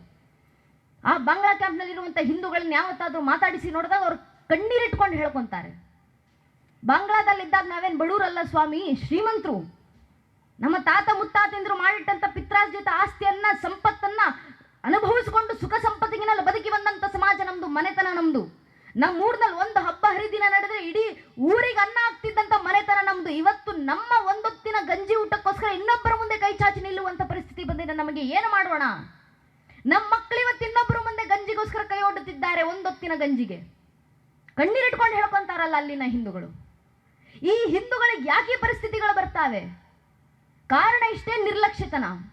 ಅರೆ ದೇಶ ಧರ್ಮ ಕಟ್ಕೊಂಡು ನನಗೇನಾಗಬೇಕು, ಹಿಂದೂಗಳು ಸಂಘಟಿತರಾಗ್ತಾರೋ ಬಿಡ್ತಾರೋ ನನಗೇನು ಲಾಭ, ಆದ್ರಿಂದ ನನ್ನ ಮಕ್ಕಳು ಸುಖವಾಗಿದ್ರೆ ಸಾಕಲ್ವಾ, ನನ್ನ ಮಕ್ಕಳೆಲ್ಲೋ ವಿದೇಶಕ್ಕೆ ಹೋಗಿ ಬದುಕಿದ್ರೆ ಸಾಕಲ್ವಾ. ಇಂಥ ಪರಿಸ್ಥಿತಿ ನಮ್ಮ ಮಕ್ಕಳಿಗೆ ಮೊಮ್ಮಕ್ಕಳಿಗೆ ಬರಬಾರ್ದು ಅಂದ್ರೆ ಈಗಾಗಲೇ ಇಂಥ ಪರಿಸ್ಥಿತಿಗಳನ್ನು ನೂರಾರು ಬಾರಿ ಇತಿಹಾಸದಲ್ಲಿ ಕಂಡಿದ್ದೀವಿ ನಾವು. ಇದೇ ನಿರ್ಲಕ್ಷ್ಯತನ, ಇದೇ ಹಿಂದೂ ಸಮಾಜದ ಸ್ವಾರ್ಥ ಭಾವನೆ ಕಾರಣದಿಂದ ಇದೇ ಹಿಂದೂ ಸಮಾಜ 500 ವರ್ಷಗಳ ಹಿಂದೆ ಜಾವಾ ಬಿಟ್ಟು ಬರಬೇಕಾದಂಥ ಪರಿಸ್ಥಿತಿ ಬಂತು. 300 ವರ್ಷಗಳ ಹಿಂದೆ ಅಫ್ಘಾನಿಸ್ತಾನ ಬಿಟ್ಟು ಬಂದ್ರಿ, 200 ವರ್ಷಗಳ ಹಿಂದೆ ಆಗ್ನೇಯ ಏಷ್ಯಾ ಬಿಟ್ಟು ಬಂದ್ರಿ, 100 ವರ್ಷಗಳ ಹಿಂದೆ ತಕ್ಷಶಿಲಾವನ್ನ ಬಿಟ್ಟು ಬಂದ್ರಿ, 80 ವರ್ಷಗಳ ಹಿಂದೆ ಬರ್ಮಾ ಬಿಟ್ಟು ಬಂದ್ರಿ, 75 ವರ್ಷದ ಹಿಂದೆ ಪಾಕಿಸ್ತಾನ ಬಿಟ್ಟು ಬಂದ್ರಿ, 35 ವರ್ಷದ ಹಿಂದೆ ಕಾಶ್ಮೀರ ಬಿಟ್ಟು ಬಂದ್ರಿ. ಇಷ್ಟೆಲ್ಲವನ್ನು ಗಮನಿಸಿದ ನಂತರ ಹಿಂದೂ ಸಮಾಜ ಈಗಲೂ ಜಾಗೃತವಾಗಲಿಲ್ಲ ಅಂದ್ರೆ ಇನ್ನು 20-25 ವರ್ಷದಲ್ಲಿ ಕೇರಳ ಬಿಡುವಂತ ಪರಿಸ್ಥಿತಿ ಬರುತ್ತೆ, 30-35 ವರ್ಷದಲ್ಲಿ ಅಸ್ಸಾಂ ಬಿಡುವಂತ ಪರಿಸ್ಥಿತಿ ಬರುತ್ತೆ. ಹೆಚ್ಚೆಚ್ಚು ಆಗ್ತಾ ಹೋದ್ರೆ ಇನ್ನು 50-100 ವರ್ಷದಲ್ಲಿ ನಮ್ಮ ಊರನ್ನ ಬಿಡುವ ಪರಿಸ್ಥಿತಿ ಸಹ ಹಿಂದೂ ಸಮಾಜಕ್ಕೆ ಬರಬಹುದು. ಆ ಪರಿಸ್ಥಿತಿ ಬರಬಾರದು ಅಂದ್ರೆ ಈಗಲೇ ಹಿಂದೂ ಸಮಾಜ ಜಾಗೃತವಾಗಬೇಕು, ಜಾಗೃತರಾಗಿ ಸಂಘಟಿತರಾಗಬೇಕು. ಎಲ್ಲವನ್ನೂ ನಮ್ಮ ಮಧ್ಯದಲ್ಲಿ ಇರುವಂತ ಭೇದಗಳನ್ನ ಮೀರಿದಂತ ಸಂಘಟಿತ ಬಲ. ಕಾಶ್ಮೀರದಲ್ಲಿ ಯಾಕೆ ಕಾಶ್ಮೀರಿ ಹಿಂದೂಗಳಿಗೆ ಆ ಪರಿಸ್ಥಿತಿ ಬಂದಿದ್ದು ಅಂದ್ರೆ ಇದೇ ಕಾರಣ. ಕಾಶ್ಮೀರದಲ್ಲಿ ಬಹಳ ಜಾತಿ ಹಿಂದೂಗಳು ಇರಲಿಲ್ಲ, ಇದ್ದಿದ್ದ 5 ಜಾತಿ ಹಿಂದೂಗಳು, ಬನ್ಯಾ, ಬೊಮ್ಮನ್, ಜಾಟ್, ಮಹಾರ್ ಅಂತ 4 ಜಾತಿ ಹಿಂದೂಗಳನ್ನು ಇಟ್ಕೊಳ್ಳೋಣ ಸದ್ಯಕ್ಕೆ. ಪ್ರಮುಖ 4 ಜಾತಿಗಳು. ಈ 4 ಜಾತಿ ಹಿಂದೂಗಳ ಮಧ್ಯದಲ್ಲಿದ್ದಂಥ ಒಳ ಜಗಳಗಳು. ಬನಿಯಾ ಹೇಳ್ಕೊಂಡು ತಿರುಗಾಡ್ತಾ ಇದ್ದ ಬೊಮ್ಮನ್ಗಿಂತ ದೊಡ್ಡ ಜಾತಿ ನಂದು, ಬೊಮ್ಮನ್ ಹೇಳ್ಕೊಂಡು ತಿರುಗಾಡ್ತಾ ಇದ್ರು ಮಹಾರ್ಗಿಂತ ದೊಡ್ಡ ಜಾತಿ ನಂದು, ಮಹಾರ್ ಹೇಳ್ಕೊಂಡು ತಿರುಗಾಡ್ತಾ ಇದ್ದ ಜಾಟ್ಗಿಂತ ದೊಡ್ಡ ಜಾತಿ ನಂದು, ಜಾಟ್ ಹೇಳ್ಕೊಂಡು ತಿರುಗಾಡ್ತಾ ಇದ್ರು ಇವರೆಲ್ಲರಿಗಿಂತ ಹೆಚ್ಚು ಜನಸಂಖ್ಯೆ ನನ್ನ ಜಾತಿಯವ್ರದ್ದು ಇರೋದು. ಈ 4 ಜಾತಿಗಳ ಒಳ ಜಗಳಗಳು ಪರಿಣಾಮ ಇವತ್ತು ತನ್ನ ಜಾತಿಯ ಹೆಸರು ಹೇಳ್ಕೊಳ್ಳಿಕ್ಕೂ ಕೂಡ ಒಬ್ಬ ಹಿಂದೂ ಜೀವಂತವಾಗಿಲ್ಲ ಕಾಶ್ಮೀರದಲ್ಲಿ. ಭೂತ್ಗನ್ನ ಹಿಡ್ಕೊಂಡು ಹುಡುಕಿದ್ರು ಒಬ್ಬ ಹಿಂದೂ ಸಿಗೋದಿಲ್ಲ ನಮಗೆ. ಆ ಪರಿಸ್ಥಿತಿಗಳು ನಮಗೆ ಬರಬಾರದಂದ್ರೆ ನಮ್ಮ ಮಧ್ಯದಲ್ಲಿರುವಂತ ಭೇದಗಳನ್ನ ಮರೆತು ಇಡೀ ಹಿಂದೂ ಸಮಾಜ ಹಿಂದೂ ಧರ್ಮ ಅನ್ನೋ ಏಕಛತ್ರ ಛಾಯಾದಡಿಗೆ ಬಂದು ಹಿಂದುತ್ವಕ್ಕೋಸ್ಕರ ಎಂಬ ಏಕಕಂಠ ಸ್ವರೂಪವಾಗಿ ಧರ್ಮ ರಕ್ಷಣೆಗೆ ಮುಂದಾಗಬೇಕು. ಈ ಪ್ರಸ್ತುತ ಕಾಲದಲ್ಲಿ ನಾವು ಬಹಳ ಹೆಮ್ಮೆ ಪಡಬೇಕಾಗಿರುವಂತ ವಿಚಾರ ಏನು ಅಂದ್ರೆ ಈ ಧರ್ಮ ರಕ್ಷಣೆಗೋಸ್ಕರ ನಮ್ಮ ಸಂತರು ಹೊರಗೆ ಬಂದಿದ್ದಾರೆ. ಮಠಾಧೀಶರ ಕೆಲಸ ಹೊರಗೆ ಬಂದು ಧರ್ಮ ರಕ್ಷಣೆ ಮಾಡೋದಲ್ಲ, ಮಠದಲ್ಲಿ ಕೂತ್ಕೊಂಡು ಮಠದಲ್ಲಿ ಬರುವಂತ ಭಕ್ತಾದಿಗಳಿಗೆ ಕೈಯಲ್ಲಿ ಅಭಯಹಸ್ತ ಬಾಯಲ್ಲಿ ಶಾಂತಿವಂತರವನ್ನು ಹೇಳ್ತಾ ತನ್ನ ಭಕ್ತಾದಿಗಳನ್ನ ಸಲಹೋದು ಅಷ್ಟೇ ಕೆಲಸವಾಗಿತ್ತು. ಆದ್ರೆ ಅಂತ ಮಠಾಧೀಶರು ಕೂಡ, ಅದರಲ್ಲೂ ವಿಶೇಷವಾಗಿ ನಮ್ಮ ವಜ್ರದೇಹಿ ಮಠದ ಶ್ರೀಗಳಂತ ಸ್ವಾಮೀಜಿಗಳು ಜೋಳಿಗೆ ಹಿಡಿದು ಹೊರಗೆ ಬಂದಿದ್ದಾರಲ್ಲ ಧರ್ಮ ರಕ್ಷಣೆ ಮಾಡ್ಲಿಕ್ಕೆ, ಧರ್ಮ ಜಾಗೃತಿಯನ್ನ ಮಾಡ್ಲಿಕ್ಕೆ. ಅಂಥ ಸಂತರನ್ನ ನೋಡಿದಾಗಲಾದ್ರೂ ನಾವು ಅನ್ಕೊಳ್ಬೇಕು, ಮನೆ ಮಠ ಬಂಧು ಬಾಂಧವರು ಎಲ್ಲವನ್ನೂ ತೊರೆದು ಬಂದಂತ ಒಬ್ಬ ಸಂತ ತನ್ನ ಪೂರ್ವಾಶ್ರಮದ ಎಲ್ಲವನ್ನೂ ಮರೆತು ಹೆಗಲ ಮೇಲೊಂದು ಕಾವಿಯನ್ನು ತೊಟ್ಟು ಸಂಪೂರ್ಣವನ್ನು ತ್ಯಜಿಸಿ ಬಂದ ನಂತರವೂ ಅರೆ ನನ್ನ ಜನ ಸ್ವಾಮಿ, ನನ್ನ ಮನೆತನ, ನನ್ನ ಹಿಂದೂ ಧರ್ಮ, ನನ್ನ ಮನೆಯವರು ಹಿಂದೂ ಧರ್ಮದಲ್ಲಿರುವಂತ ಎಲ್ಲವರು ಅಂತ ಆ ಒಂದು ಯೋಚನೆಯಲ್ಲಿ ಈ ಧರ್ಮ ರಕ್ಷಣೆಗೋಸ್ಕರ ತಾನು ಖುದ್ದು ಒಂದು ಮುಂದೆ ನಿಂತು ಧರ್ಮ ರಕ್ಷಣೆ ಮಾಡ್ತಾರಲ್ಲ ಅಂತ ಸಂತರ ಪ್ರೇರಣೆ ಆದ್ರೂ ನಮಗೆ ಬೇಡವಾ? ಎಲ್ಲವನ್ನು ತೊರೆದು ಬಂದಂತ ಸಂತರಿಗೆ ಧರ್ಮದ ಮೇಲೆ ಅಷ್ಟೊಂದು ಆಸಕ್ತಿ, ನಮ್ಮ ಮುಂದಿನ ಪೀಳಿಗೆ ರಕ್ಷಣೆ ಆಗಬೇಕು ಅಂತ ಅಷ್ಟೊಂದು ತುಡಿತ. ಅಂಥದ್ರಲ್ಲಿ ನಮ್ಮ ಮುಂದಿನ ಪೀಳಿಗೆಗೋಸ್ಕರ ಅಂತಲೇ ಸರ್ವಸ್ವವನ್ನು ತ್ಯಾಗ ಮಾಡಿರುವಂಥ ಹಿಂದೂಗಳು ನಾವು, ಗೃಹಸ್ಥರು, ಪೋಷಕರು, ಹಿರಿಯರು, ಮಕ್ಕಳು ಸುಖವಾಗಿರಬೇಕು, ಮೊಮ್ಮಕ್ಕಳು ಸುಖವಾಗಿರಬೇಕಂತ ಮುಂದಿನ ಸಂತಾನಕ್ಕೋಸ್ಕರ ಅಂತಾನೆ ಎಲ್ಲವನ್ನು ಮಾಡಿ ಇಡುವಂಥವ್ರು ನಾವು ಧರ್ಮ ರಕ್ಷಣೆಗೆ ಮುಂದಾಗಲಿಲ್ಲ ಅಂದ್ರೆ ಇನ್ಯಾರು ಬಂದು ಧರ್ಮ ರಕ್ಷಣೆ ಮಾಡ್ತಾರೆ? ಅದು ಈ ಕಾಲಘಟ್ಟದಲ್ಲಿ ಧರ್ಮ ರಕ್ಷಣೆ ಏನಕ್ಕೆ ಅಂದ್ರೆ ಸರಿ ಜಗತ್ತಿಗೋಸ್ಕರ ಅಲ್ಲ ಬಿಡಿ, ಧರ್ಮಕ್ಕೋಸ್ಕರ ಧರ್ಮ ರಕ್ಷಣೆ ಮಾಡಲಿಲ್ಲ ಅಂದ್ರೂ ಪರವಾಗಿಲ್ಲ, ಸ್ವಾರ್ಥಕ್ಕೋಸ್ಕರನಾದ್ರೂ ಧರ್ಮ ರಕ್ಷಣೆ ಮಾಡುವಂತ ಅವಶ್ಯಕತೆ ಇವತ್ತಿನ ದಿನ ಇದೆ. ಯಾಕೆ ಸ್ವಾರ್ಥಕ್ಕೋಸ್ಕರ? ನಾವೇ ನೋಡ್ತಾ ಇದ್ದೀವಿ, ನಮ್ಮ ದಕ್ಷಿಣ ಭಾಗದಲ್ಲೆಲ್ಲ ನೋಡಿದಾಗಲೇ ಗೊತ್ತಾಗುತ್ತೆ. ಇಲ್ಲಿ ಇತ್ತೀಚೆಗೆ ಮನೆಗಳಿಗೆ, ಹಳ್ಳಿಗಳಿಗೆ ಹೋಗಿ ಮನೆಯಲ್ಲಿ ಯಾರು ಇರ್ತಾರೆ? ವೃದ್ಧ ತಂದೆ ತಾಯಂದಿರು ಇರ್ತಾರೆ. ಅವರ ಮಕ್ಕಳು ಎಲ್ಲಿರ್ತಾರೆ? ನಗರಗಳಲ್ಲಿ ಇರ್ತಾರೆ, ವಿದೇಶಗಳಲ್ಲಿ ಇರ್ತಾರೆ. ಆ ಮಕ್ಕಳು ತಿಂಗಳಿಗೆ ಇಷ್ಟು ಅಂತ ಸಂಬಳದ ರೀತಿನ ತಂದೆ ತಾಯಂದಿರಿಗೆ ಸಂಬಳದ ರೀತಿನ ಹಣವನ್ನು ಕಳಿಸಿಕೊಡ್ತಾರೆ. ಅವ್ರ ಕೆಲಸ ಅವರೇ ನೋಡ್ಕೊಳ್ಬೇಕು, ಏಕಾಂತದ ವಾಸ. ಈ ಪರಿಸ್ಥಿತಿ ಇಲ್ಲಿ ನಿಲ್ಲೋದಿಲ್ಲ ನನ್ನ ನೆಚ್ಚಿನ ಬಂಧುಗಳೇ. ಮುಂದಿನ ಕಾಲದಲ್ಲಿ ನಮ್ಮ ನಗರಗಳಲ್ಲಿ ಯಾವ ಪರಿಸ್ಥಿತಿ ನಾವು ಈಗಾಗಲೇ ನೋಡ್ತಿದ್ದೀವೋ, ನಮ್ಮದೇ ಕರ್ನಾಟಕದ ಬೆಳಗಾವಿನಲ್ಲಿ ಒಂದು ಪರಿಸ್ಥಿತಿ ಬಂದಿತ್ತಲ್ಲ, ಆಸ್ಪತ್ರೆಯಲ್ಲಿ ವೃದ್ಧರು ತೀರ್ಕೊಂಡಿದ್ದಾಗ ಪೊಲೀಸರು ಬಂದು ಅವರ ಡಾಕ್ಯುಮೆಂಟ್ಸ್ಗಳನ್ನು ತಗೊಂಡು ಹೋಗಿ ಅವರ ಅಕ್ಕಪಕ್ಕದ ಮನೆಯವ್ರ ಹತ್ರ ಕೇಳಿ ನೋಡಿದ್ರು. ಆಸ್ಪತ್ರೆನಲ್ಲ ವೃದ್ಧರು ತೀರ್ಕೊಂಡಿದ್ದಾರೆ, ನೋಡ್ಕೊಂತಿದ್ದಂತ ಹುಡುಗ ಪರಾರಿಯಾಗಿದ್ದಾನೆ, ಫೋನ್ ಮಾಡಿದ್ರೆ ಫೋನ್ ಎತ್ತುತ್ತಾ ಇಲ್ಲ. ಅವ್ರ ಸಂಬಂಧಿಕರು ನೆಂಟಸ್ತರು ಅಂತ ಯಾರಾದರೂ ಇದ್ರಾ? ಅಕ್ಕಪಕ್ಕದ ಮನೆಯವರು ಉತ್ತರ ಕೊಟ್ಟರು, ಹೌದು ಸರ್, ಅವ್ರಿಗೆ ಇಬ್ಬರು ಮಕ್ಕಳಿದ್ದಾರೆ, ಒಬ್ಬ ಮಗ ಅಮೆರಿಕದಲ್ಲಿದ್ದಾನೆ, ಒಬ್ಬ ಮಗಳು ಕೆನಡಾದಲ್ಲಿದ್ದಾಳೆ ಅಂತ. ಇಬ್ಬರ ಮಕ್ಕಳ ಫೋನ್ ನಂಬರ್ ಅನ್ನು ತಗೊಂಡು ಪೊಲೀಸರು ಆ ಮಕ್ಕಳಿಗೆ ಫೋನ್ ಮಾಡಿ ಹೇಳ್ತಾರೆ, ಭಾರತದಲ್ಲಿದ್ದಂತ ನಿಮ್ಮ ತಂದೆ ತೀರ್ಕೊಂಡಿದ್ದಾರೆ, ದಯವಿಟ್ಟು ವಾಪಸ್ ಭಾರತಕ್ಕೆ ಬನ್ನಿ, ನಿಮ್ಮ ತಂದೆ ಅಂತ್ಯ ಸಂಸ್ಕಾರ ಮುಗಿಸ್ಕೊಂಡು ಹೋಗಿ ಅಂತ. ಮಗ USA, ಮಗಳು ಕೆನಡಾ. ಇಬ್ಬರೂ ಮಕ್ಕಳು ಫೋನ್ನಲ್ಲಿ ಪೊಲೀಸರಿಗೆ ವಾಪಸ್ ಉತ್ತರ ಕೊಡ್ತಾರೆ, ವಿದೇಶದಿಂದ ಭಾರತಕ್ಕೆ ಬರುವಷ್ಟು ಪುರುಸತ್ ನಮಗಿಲ್ಲ, ನಮ್ಮ ಅಪ್ಪನ ಶವ ತಗೊಂಡೋಗಿ ಎಲ್ಲಾದ್ರೂ ಬಿಸಾಡಿ ಅಂತ. ಯೋಚನೆ ಮಾಡಿ ನನ್ನ ನೆಚ್ಚಿನ ಬಂಧುಗಳೇ, ಇಂಥ ಪರಿಸ್ಥಿತಿಗಳು ಯಾಕೆ ಬರ್ತಿದ್ದಾವೆ ದೇಶದಲ್ಲಿ? ಕಾರಣ ಇಷ್ಟೇ, ಮನೆಯ ಸಂಸ್ಕಾರದ ಕೊರತೆ. ಇವತ್ತು ನಮ್ಮ ದೇಶದಲ್ಲಿ ವೃದ್ಧಾಶ್ರಮಗಳು ಯಾಕೆ ಜಾಸ್ತಿ ಆಗ್ತಿದ್ದಾವೆ? ಮನೆಯ ಸಂಸ್ಕಾರದ ಕೊರತೆ. ಆದ್ರಿಂದ ಧರ್ಮ ರಕ್ಷಣೆಗೋಸ್ಕರ ಅಲ್ಲ ಅಂದ್ರೂ ಪರವಾಗಿಲ್ಲ, ನಮ್ಮ ಮಕ್ಕಳಿಗೆ ಮಾತೃದೇವೋ ಭವ ಪಿತೃದೇವೋ ಭವ ಅಂತ ಹೇಳ್ಕೊಡುವಂತ ಈ ಮಠ ಮಂದಿರಗಳನ್ನ ರಕ್ಷಣೆ ಮಾಡ್ಕೊಳ್ಳಿಕ್ಕೋಸ್ಕರನಾದ್ರೂ ನಮ್ಮ ಮಕ್ಕಳು ಜೀವನ ಪರ್ಯಂತ ಪೋಷಕರನ್ನ ದೇವರ ಸ್ಥಾನದಲ್ಲಿಟ್ಟು ನಿಮ್ಮ ಪಾದ ಪೂಜೆ ಮಾಡಿ ಸಾಕೊಳ್ಬೇಕು ಅಂದ್ರೆ ಆ ಮಕ್ಕಳಿಗೆ ಧಾರ್ಮಿಕ ಸಂಸ್ಕಾರವನ್ನು ಕೊಡುವಂತ ಅವಶ್ಯಕತೆ ಇದೆ. ಆ ಮಕ್ಕಳಿಗೆ ಧಾರ್ಮಿಕ ಸಂಸ್ಕಾರ ತಲುಪಿಸಬೇಕಂದ್ರೆ ಧರ್ಮ ರಕ್ಷಣೆ ಆಗಬೇಕು.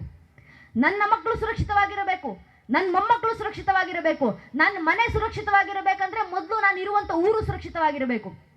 ನನ್ನ ಊರು ಸುರಕ್ಷಿತವಾಗಿರಬೇಕಂದ್ರೆ ನನ್ನ ರಾಜ್ಯ ಸುರಕ್ಷಿತವಾಗಿರಬೇಕು. ನನ್ನ ರಾಜ್ಯ ಸುರಕ್ಷಿತವಾಗಿರಬೇಕಂದ್ರೆ ನನ್ನ ದೇಶ ಸುರಕ್ಷಿತವಾಗಿರಬೇಕು. ನನ್ನ ಭಾರತ ದೇಶ ಸುರಕ್ಷಿತವಾಗಿರಬೇಕಂದ್ರೆ ನಮ್ಮ ಭಾರತ ದೇಶದ ಮೂಲ ಅಸ್ಮಿತೆ ಮತ್ತು ಅಸ್ತಿತ್ವವಾಗಿರುವಂಥ ಈ ಸನಾತನ ಹಿಂದೂ ಧರ್ಮದ ಸಂರಕ್ಷಣೆ ಆದಾಗ ಮಾತ್ರ ಇವೆಲ್ಲವನ್ನೂ ರಕ್ಷಣೆ ಮಾಡ್ಕೊಳ್ಳಿಕ್ಕೆ ಸಾಧ್ಯ. ಆದ್ರಿಂದ ಸ್ವಾರ್ಥಕ್ಕೋಸ್ಕರನಾದರೂ ಪರವಾಗಿಲ್ಲ, ಧರ್ಮ ರಕ್ಷಣೆಗೆ ಹಿಂದೂ ಸಮಾಜ ಮುಂದೆ ಬರಬೇಕು. ಧರ್ಮ ರಕ್ಷಣೆ ಅಂದರೆ ಮುಂದಿನ ಪೀಳಿಗೆಗೆ ಆ ಧರ್ಮವನ್ನು ತಲುಪಿಸೋದು, ಮುಂದಿನ ಪೀಳಿಗೆಗೆ ನಾವು ಪರಿಚಯ ಮಾಡಿಕೊಡೋದು. ನಮ್ಮ ಧಾರ್ಮಿಕತೆ ಯಾವುದು, ನಾವು ಆಚರಿಸುವಂಥ ಪರಂಪರೆಗಳು ಯಾವುದು. ಹಿಂದುವಾಗಿ ನಾನು ನನ್ನ ಮಠ ಮಂದಿರಗಳು ಬರಲಿಲ್ಲ ಅಂದರೆ ಇನ್ಯಾರು ಬರ್ತಾರೆ? ಹಿಂದುವಾಗಿ ನಾನು ನನ್ನ ಗ್ರಂಥ ಪುರಾಣ ಉಪನಿಷತ್ತು ವೇದಗಳನ್ನು ಓದಲಿಲ್ಲ ಅಂದರೆ ಇನ್ಯಾರು ಓದುತ್ತಾರೆ? ಹಿಂದುವಾಗಿ ನಾನು ನನ್ನ ಹಬ್ಬ ಹರಿದಿನಗಳನ್ನು ಆಚರಿಸಲಿಲ್ಲ, ಇನ್ಯಾರು ಆಚರಿಸ್ತಾರೆ? ಹಿಂದುವಾಗಿ ನನ್ನ ಪರಂಪರೆಯನ್ನು ನಾನು ಪಾಲಿಸಲಿಲ್ಲ, ಇನ್ಯಾರು ಪಾಲಿಸ್ತಾರೆ? ಹಿಂದುವಾಗಿ ಹಿಂದುತ್ವದ ಸಂಕೇತವನ್ನು ನಾನು ಧರಿಸಲಿಲ್ಲ, ಇನ್ಯಾರು ಧರಿಸ್ತಾರೆ? ಹಿಂದುವಾಗಿ ಹುಟ್ಟಿ ನನ್ನ ಧರ್ಮ ರಕ್ಷಣೆ ನಾನು ಮಾಡಿಕೊಡ್ಲಿಲ್ಲ, ಇನ್ಯಾರು ಬಂದು ನಮ್ಮ ಧರ್ಮ ರಕ್ಷಣೆ ಮಾಡ್ತಾರೆ? ಈ ಧರ್ಮದಲ್ಲಿ ಹುಟ್ಟಿದ್ದೀವಿ ಅಂದ್ರೆ ಜನ್ಮ ಸಹ ಜವಾಬ್ದಾರಿ ನಮ್ಮದು ಧರ್ಮ ರಕ್ಷಣೆ ಮಾಡ್ಕೊಳ್ಳೋದು. ಈ ಧರ್ಮದಲ್ಲಿ ಹುಟ್ಟೋದೇ ಒಂದು ವಿಶೇಷ. ಅದರಲ್ಲೂ 84 ಲಕ್ಷ ಜೀವರಾಶಿಗಳನ್ನು ದಾಟಿ ಒಬ್ಬ ಮನುಷ್ಯ ಜನ್ಮ ಸಿಕ್ಕಿದೆ. ಅದು ಎಲ್ಲಿ? ಭಾರತ ದೇಶದಲ್ಲಿ, ಅದರಲ್ಲೂ ಭಾರತ ದೇಶದಲ್ಲಿ ಹಿಂದುವಾಗಿ. ವಿಷ್ಣು ಪುರಾಣದಲ್ಲೇ ನಮ್ಮ ಪೂರ್ವಿಕರು ಬರೆದಿದ್ದಾರಲ್ಲ, ಗಾಯಂತಿ ದೇವ ಕಿಲ ಗೀತ ಕಾಣಿ ಧನ್ಯಸ್ತುತೆ ಭರತ ಭೂವಿ ಹಾಗೆ ಸ್ವರ್ಗಾಪವರ್ಗ ಸಮಗ ಮಾರ್ಗ ಭೂತ ಭವಂತಿ ಭೂಯ ಪುರುಷಾಸುರತ್ವಾತ್. ಭಾರತದಲ್ಲಿ ಹುಟ್ಟಬೇಕಂದ್ರೆ ಪುಣ್ಯ ಮಾಡಿರಬೇಕು. ಅದರಲ್ಲೂ ಭಾರತದಲ್ಲಿ ಹಿಂದುವಾಗಿ ಹುಟ್ಟಬೇಕಂದ್ರೆ ಇನ್ನೂ ಪುಣ್ಯ ಮಾಡಿರಬೇಕು. ಯಾಕೆ? ಹಿರಿಯರು ಶಾಸ್ತ್ರಗಳಲ್ಲಿ ಬರೆದ್ರು, ಹಿಂದೂ ಧರ್ಮದಲ್ಲಿ ಹುಟ್ಟಬೇಕಂದ್ರೆ 7 ಜನ್ಮದ ಪುಣ್ಯ ಮಾಡಿರಬೇಕು. ಈ ಧರ್ಮದಲ್ಲಿ ಹುಟ್ಟಿದ ನಂತರ ನಾನೊಬ್ಬ ಹಿಂದೂ ಅಂತ ಹೇಳ್ಕೊಳ್ಳಿಕ್ಕೂ ಯೋಗ್ಯತೆ ಇರಬೇಕು ಅಂತ ಹಿರಿಯರ ಮಾತು, ನಮ್ಮ ಪೂರ್ವಿಕರ ಮಾತು. ಅಂತ ಸರ್ವಶ್ರೇಷ್ಠ ಧರ್ಮದಲ್ಲಿ ಹುಟ್ಟಿದ್ದೀವಿ ನಾವು, ಅಂದ ಮೇಲೆ ಈ ಧರ್ಮ ಉಳಿಸಲೇಬೇಕು. ಈ ಧರ್ಮ ಉಳಿಸ್ಲಿಕ್ಕೆ ನಮ್ಮ ಪೂರ್ವಿಕರು ಎಷ್ಟು ಪ್ರಯತ್ನಗಳು ಪಟ್ಟಿದ್ದಾರೆ, ಎಷ್ಟು ಶ್ರಮಗಳನ್ನು ಪಟ್ಟಿದ್ದಾರೆ. ಅಣ್ಣ ಅವರು ಆಗ್ಲೇ ಮಾತಾಡ್ತಿರ್ಬೇಕಾದ್ರೆ ಹೇಳಿದ್ರು, ಈ ಧರ್ಮ ನಾಶ ಮಾಡಬೇಕು, ಈ ದೇಶವನ್ನು ಲೂಟಿ ಮಾಡಬೇಕಂತ ಎಷ್ಟು ವರ್ಷಗಳ ದಾಳಿ. 1000ಕ್ಕೂ ಹೆಚ್ಚು ವರ್ಷ ದಾಳಿಯಾಗಿದೆ. 1000ಕ್ಕೂ ಹೆಚ್ಚು ವರ್ಷ ದಾಳಿ ಏನು ಮಹಾ ಅಂತ ನಾವು ಅಂದುಕೊಂಡ್ರೆ ಒಮ್ಮೆ ಇತಿಹಾಸದ ಪುಟಗಳನ್ನು ತಿರುವು ಹಾಕಿ ನೋಡಿದಾಗ ನಮ್ಗೆ ಅರ್ಥ ಆಗುತ್ತೆ. ನಮ್ಮ ಹಿಂದೂ ಧರ್ಮ ನಾಶ ಮಾಡಲಿಕ್ಕೆ, ನಮ್ಮ ಸನಾತನ ಸಂತ ಪರಂಪರೆ ನಾಶ ಮಾಡಲಿಕ್ಕೆ, ನಮ್ಮ ಮಠ ಮಂದಿರಗಳನ್ನು ನಾಶ ಮಾಡಲಿಕ್ಕೆ 1371 ವರ್ಷ ನಿರಂತರ ದಾಳಿ. ಜಗತ್ತಿನಲ್ಲಿ ಪ್ರಾಚೀನ ಅಂತ ಕರೆಸ್ಕೊಂಡಂಥ 35 ಜನಾಂಗಗಳಿದು. ಎಲ್ಲೋದ್ವು ಆ ಪ್ರಾಚೀನ ಜನಾಂಗಗಳು? ಎಲ್ಲೋಯ್ತು ಜಗತ್ತಿನ ಮುಂದೆ ಪಿರಮಿಡ್ಗಳನ್ನು ಕಟ್ಟಿ ಮೆರೆದಂಥ ಈಜಿಪ್ಷಿಯನ್ ಜನಾಂಗ? ಎಲ್ಲೋಯ್ತು ಜಗತ್ತನ್ನು ಆಳಲಿಕ್ಕೆ ಬಂದಂಥ ಗ್ರೀಕ್ ಜನಾಂಗ? ಎಲ್ಲೋಯ್ತು ಜಗತ್ತಿಗೆ ಭಾಷಾಶಾಸ್ತ್ರವನ್ನು ಪರಿಚಯಿಸಿಕೊಟ್ಟಂಥ ಪರ್ಷಿಯನ್ ಜನಾಂಗ? ಎಲ್ಲೋಯ್ತು ಬ್ಯಾಬಿಲೋನಿಯನ್ ಜನಾಂಗ? ಎಲ್ಲೋಯ್ತು ಮೆಸೊಪೊಟೇಮಿಯನ್ ಜನಾಂಗ? ತಮ್ಮ ಮೇಲಾದಂಥ 40-50 ವರ್ಷದ ದಾಳಿಗಳನ್ನು ತಡೆಯುವಷ್ಟು ಸಾಮರ್ಥ್ಯ ಈ ಜನಾಂಗಗಳಿಗಿರಲಿಲ್ಲ. ಪರಿಣಾಮ ಜನಾಂಗಗಳು ಅಲ್ಪಾಯುಗಳಾಗಿ ಕಾಲಗರ್ವ ಸೇರಿದ್ವು. ನಮ್ಮ ಕಣ್ಣು ಮುಂದೆ ಕಣ್ಣು ತೆರೆದಂಥ 100 ಮತಪಂಥಗಳು ಕಣ್ಮರೆಯಾಗಿದ್ದಾವೆ. 10, 20, 40, 50 ವರ್ಷದ ಒಂದೇ ಒಂದು ಪರಕೆ ಜನಾಂಗದ ದಾಳಿ ಪರಿಣಾಮ ಇತಿಹಾಸದ ಪುಟಗಳಿಂದ ಅಳಿಸಿ ಹೋದ್ವು ಈ ಜನಾಂಗಗಳು. ಆದ್ರೆ ನಮ್ಮ ಧರ್ಮದ ಮೇಲೆ 40-50 ಅಲ್ಲ, 1371 ವರ್ಷ ದಾಳಿ ಮಾಡಿದವರು 1-2 ಜನಾಂಗದವರಲ್ಲ. ಎಷ್ಟು ಪರಕೆ ಜನಾಂಗಗಳ ದಾಳಿ ಮಾಡಿದ್ವು. ಮೊಘಲರು ಬಂದ್ರು, ತುರ್ಕರು ಬಂದ್ರು, ಅರಬ್ಬರು ಬಂದ್ರು, ಅಫ್ಘಾನರು ಬಂದ್ರು, ಪೋರ್ಚುಗೀಸರು ಬಂದ್ರು, ಡಚ್ಚರು ಬಂದ್ರು, ಫ್ರೆಂಚರು ಬಂದ್ರು, ಇಂಗ್ಲಿಷರು ಬಂದ್ರು, ಶಕರು ಬಂದ್ರು, ಹೂಣರು ಬಂದ್ರು. ಇವರೆಲ್ಲರೂ ಬಂದು ನಮ್ಮ ಮೇಲೆ ದಾಳಿ ಮಾಡಿದ ನಂತರವೂ ಇವತ್ತಿಗೂ ಹಿಂದೂ ಸಮಾಜವಾಗಿಯೇ ಜೀವಂತವಾಗಿದೆ. ಹಿಂದೂಗಳಾಗೆ ಬದುಕ್ತಿದ್ದೀವಲ್ಲ, ನಮ್ಮ ಪೂರ್ವಿಕರ ಕ್ಷಾತ್ರ ತೇಜಸ್ಸಿನೆಂಥದ್ದು. ಈ ಧರ್ಮ ಅಳಿಯೋದು ಬಿಡಿ, ಈ ಧರ್ಮವನ್ನು ಅಳಿಸೋದು ಬಿಡಿ, ಈ ಧರ್ಮದಲ್ಲಿ ಹುಟ್ಟಿದಂತ ಒಂದು ಗ್ರಂಥವನ್ನು ಅಳಿಸ್ಲಿಕ್ಕಾಗ್ಲಿಲ್ಲ ಈ ದಾಳಿಕೋರರಿಗೆ. ಒಂದು ಗ್ರಂಥ ಲಕ್ಷಾಂತರ ವರ್ಷಗಳ ಹಿಂದೆ ಇಡೀ ಜಗತ್ತಿನಲ್ಲಿ ಸೃಷ್ಟಿಯಾದಂತ ಜಗತ್ತಿನ ಪ್ರಥಮ ಪುಸ್ತಕ ಯಾವುದು ಅಂದ್ರೆ ಋಗ್ವೇದ ಅಂತ ಕೈ ತೋರಿಸ್ತೀವಿ ನಾವು. ಆ ಜಗತ್ತಿನ ಪ್ರಥಮ ಪುಸ್ತಕ ಋಗ್ವೇದದ ಪ್ರಥಮ ಮಂಡಳದ ಪ್ರಥಮ ಸೂಕ್ತದ ಪ್ರಥಮ ಮಂತ್ರ ಅಗ್ನಿಮೀಳೆ ಪುರೋಹಿತ ಯಜ್ಞಸ್ಯ ದೇವ ಮಾತೃಜಂ ಹೋತಾಹಾರ ಮೃತ ದದಾತಮಂ ಅಂತ ಆ ಋಗ್ವೇದದ ಪ್ರಥಮ ಮಂತ್ರದಿಂದ ಹಿಡಿದು ಇಡೀ ಋಗ್ವೇದದಲ್ಲಿ ಒಟ್ಟು 2,34,000 ಪದಗಳು ಬರೆದು ಲಕ್ಷಾಂತರ ವರ್ಷಗಳಾದ ನಂತರವೂ, ಸಾವಿರಾರು ವರ್ಷಗಳ ದಾಳಿ ಆಕ್ರಮಣಗಳನ್ನು ತಡೆದು ನಿಂತ ನಂತರವೂ ಇವತ್ತಿಗೂ ಕೂಡ 2025ರಲ್ಲೂ 21ನೇ ಶತಮಾನದಲ್ಲೂ ಒಂದೊಂದು ಹಿಂದೂ ಮಠ ಮಂದಿರಕ್ಕೆ ಬಂದ್ರೆ ಒಂದೊಂದು ಹಿಂದೂ ಮಠ ಮಂದಿರದಲ್ಲೂ ಅಷ್ಟೂ ವೇದಗಳನ್ನು ಅದೇ ರೀತಿ ಕಂಠಪಾಠ ಮಾಡಿಕೊಂಡು 2,34,000 ಪದಗಳಲ್ಲಿ ಒಂದೇ ಒಂದು ಪದ ಆಚೆ ಈಚೆ ಆಗದೇ ಇರುವ ಹಾಗೆ ಅಷ್ಟೇ ಪವಿತ್ರವಾಗಿ ಉಚ್ಚಾರವನ್ನ ಮಾಡ್ತೀವಲ್ಲ ನಾವು. ನಮ್ಮ ಹಿರಿಯರ ಹಿರಿಮೆ ಎಷ್ಟು ಶ್ರೇಷ್ಠ ಮಟ್ಟಕ್ಕಿರಬೇಕು ಯೋಚನೆ ಮಾಡಿ. ಈ ಧರ್ಮದ ಒಂದು ಗ್ರಂಥದ ಒಂದು ಪದವನ್ನು ಕೂಡ ಅಳಿಸಿ ಹೋಗ್ಲಿಕ್ಕೆ ನಮ್ಮ ಪೂರ್ವಿಕರು ಬಿಟ್ಕೊಡ್ಲಿಲ್ಲ. ಅಷ್ಟು ದುಡಿತ ಧರ್ಮ ಉಳಿಸ್ಕೊಳ್ಬೇಕು. ಮನುಷ್ಯರು ಬಿಡಿ, ಧರ್ಮ ಉಳಿಸ್ಕೊಳ್ಳಿಕ್ಕೆ ಸ್ವತಃ ಭಗವಂತ ಶ್ರೀಕೃಷ್ಣ ಪರಮಾತ್ಮ ಭಾಗವತ ಪುರಾಣದಲ್ಲಿ ಶುಕಾಚಾರ್ಯ ಪರೀಕ್ಷಿತನಿಗೆ ಪಾಠ ಮಾಡಬೇಕಾದ್ರೆ ಹೇಳ್ತಾರೆ, ವ್ಯಾಸರು ಬರೀತಾರೆ, ಕೃಷ್ಣ ಪರಮಾತ್ಮನಿಗೆ 104 ವರ್ಷ, ಇನ್ನು 6 ತಿಂಗಳುಗಳಲ್ಲಿ ಶ್ರೀಕೃಷ್ಣ ಪರಮಾತ್ಮನ ಅವತಾರ ಸಮಾಪ್ತಿ ಆಗಬೇಕು. ಆಗ ಶ್ರೀಕೃಷ್ಣ ಪರಮಾತ್ಮ ಉದ್ಧವನನ್ನ ಕರೀತಾರೆ, ಹೇಳ್ತಾರೆ, ಉದ್ಧವ, ಇನ್ನು 6 ತಿಂಗಳುಗಳಲ್ಲಿ ನನ್ನ ಅವತಾರ ಸಮಾಪ್ತಿ ಆಗಲಿಕ್ಕಿದೆ, ನನ್ನ ದೇಹತ್ಯಾಗ ಆಗಲಿಕ್ಕಿದೆ. ನಾನು ಸತ್ತರೂ ಪರವಾಗಿಲ್ಲಪ್ಪ, ನನ್ನಲ್ಲಿರುವಂಥ ಧರ್ಮಜ್ಞಾನ ಸಾಯುವಂತಿಲ್ಲ, ನನ್ನಲ್ಲಿರುವಂಥ ಅಷ್ಟೂ ಧರ್ಮಜ್ಞಾನ ನಿನಗೆ ದಾರ ಎರಿತೀನಿ. ಆ ಧರ್ಮಜ್ಞಾನವನ್ನು ತಲೆ ಮೇಲೆ ಹೊತ್ತುಕೊಂಡು ಬದ್ರಿ ಆಶ್ರಮಗಳಿಗೆ ಹೋಗು. ಹಿಮಾಲಯದಿಂದ ಗಂಗೆ ಹರಿದು ಬಂದ ಹಾಗೆ ಬದ್ರಿ ಆಶ್ರಮದ ಋಷಿಗಳ ಬಾಯಿಯಿಂದ ಜ್ಞಾನಗಂಗೆಯು ದೇಶದಾದ್ಯಂತ ಭಾರತ ದೇಶದಾದ್ಯಂತ ಹರಿದು ಬರಲಿ ಅಂತ ಶ್ರೀಕೃಷ್ಣ ಪರಮಾತ್ಮ ಕೂತು ತನ್ನ ಅವತಾರ ಸಮಾಪ್ತಿಗೂ ಮುಂಚೆ ಮಾಡಿದಂಥ ಕೊನೆ ಕೆಲಸಗಳಲ್ಲೊಂದು ಉದ್ಧವ ಗೀತೆ ಪ್ರವಚನ ಮಾಡಿದ್ದು. ಉದ್ಧವ ಗೀತೆ ಕೊಟ್ಟು ಹೋದ್ರು. ಯಾಕೆ? ಯಾರು ಸತ್ರು ಪರವಾಗಿಲ್ಲ, ಈ ದೇಶದಲ್ಲಿ ಈ ಧರ್ಮದ ಧರ್ಮಜ್ಞಾನ ಸಾಯುವಂತಿಲ್ಲ. ಕೃಷ್ಣರಲ್ಲಿದ್ದಂಥ ಧರ್ಮ ತುಡಿತ, ಧರ್ಮ ಉಳಿವಿನ ತುಡಿತ. ಕುರುಕ್ಷೇತ್ರ ರಣರಂಗದಲ್ಲಿ ಶರಾಶಿದ ಮೇಲೆ ಭೀಷ್ಮ ಪಿತಾಮಹರು ಮಲಗಿದ್ದಾರೆ. ಭೀಷ್ಮ ಪಿತಾಮಹರ ದೇಹತ್ಯಾಗ ಆಗಬೇಕು. ಅದನ್ನ ನೋಡಿದಂತ ಶ್ರೀಕೃಷ್ಣ ಪರಮಾತ್ಮರ ಬಾಯಿಂದ ಬಂದಂತ ಉದ್ಗಾರ ವ್ಯಾಸರು ಬರೀತಾರೆ, ತಸ್ಮಿನ್ನಸ್ತಂಗದೇ ಭೀಷ್ಮೆ ಪಾಂಡವಾನಾಂ ಧುರಂದರೆ.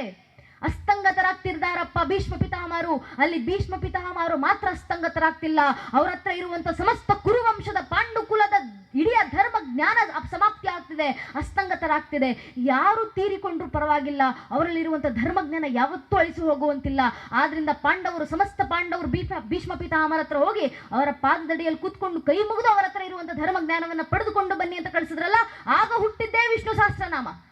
ಆ ರೀತಿ ಶ್ರೀಕೃಷ್ಣ ಪರಮಾತ್ಮ ಅವತರಿಸಿ ಬಂದಂತ ಭಗವಂತನೇ ಧರ್ಮ ರಕ್ಷಣೆಗೆ ಇಷ್ಟೆಲ್ಲ ಕೆಲಸಗಳನ್ನು ಮಾಡಿದ್ದಾರಲ್ಲ.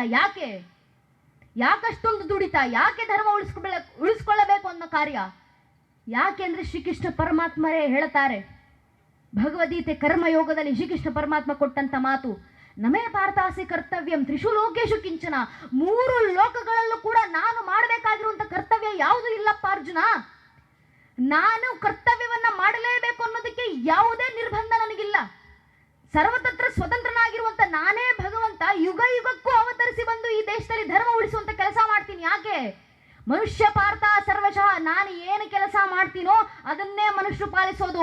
ಅಕಸ್ಮಾತ್ ಭಗವಂತನಾಗಿ ನಾನು ಬಂದು ಧರ್ಮ ರಕ್ಷಣೆ ಕೆಲಸ ಮಾಡಲಿಲ್ಲ ಅಂದ್ರೆ ಈ ಮನುಷ್ಯರೆಲ್ಲ ಭಗವಂತನೇ ಧರ್ಮ ರಕ್ಷಣೆ ಕೆಲಸ ಮಾಡಲಿಲ್ಲ, ಇನ್ನು ನಾನೇನಕ್ಕೆ ಮಾಡ್ಬೇಕಂತ ಸುಮ್ಮನಾಗ್ಬಿಡ್ತಾರಪ್ಪ. ಆ ಮನುಷ್ಯರಿಗೆ ಮಾರ್ಗದರ್ಶನ ನೀಡ್ಲಿಕ್ಕೋಸ್ಕರ ನಾನು ಮತ್ತೆ ಅವತರಿಸಿ ಬಂದು ಧರ್ಮ ರಕ್ಷಣೆ ಕಾರ್ಯದಲ್ಲಿ ತೊಡಗ್ತೀನಿ ಅಂತ ಭಗವಂತ ಕೊಟ್ಟಿರುವಂತ ಮಾತಲ್ವಾ.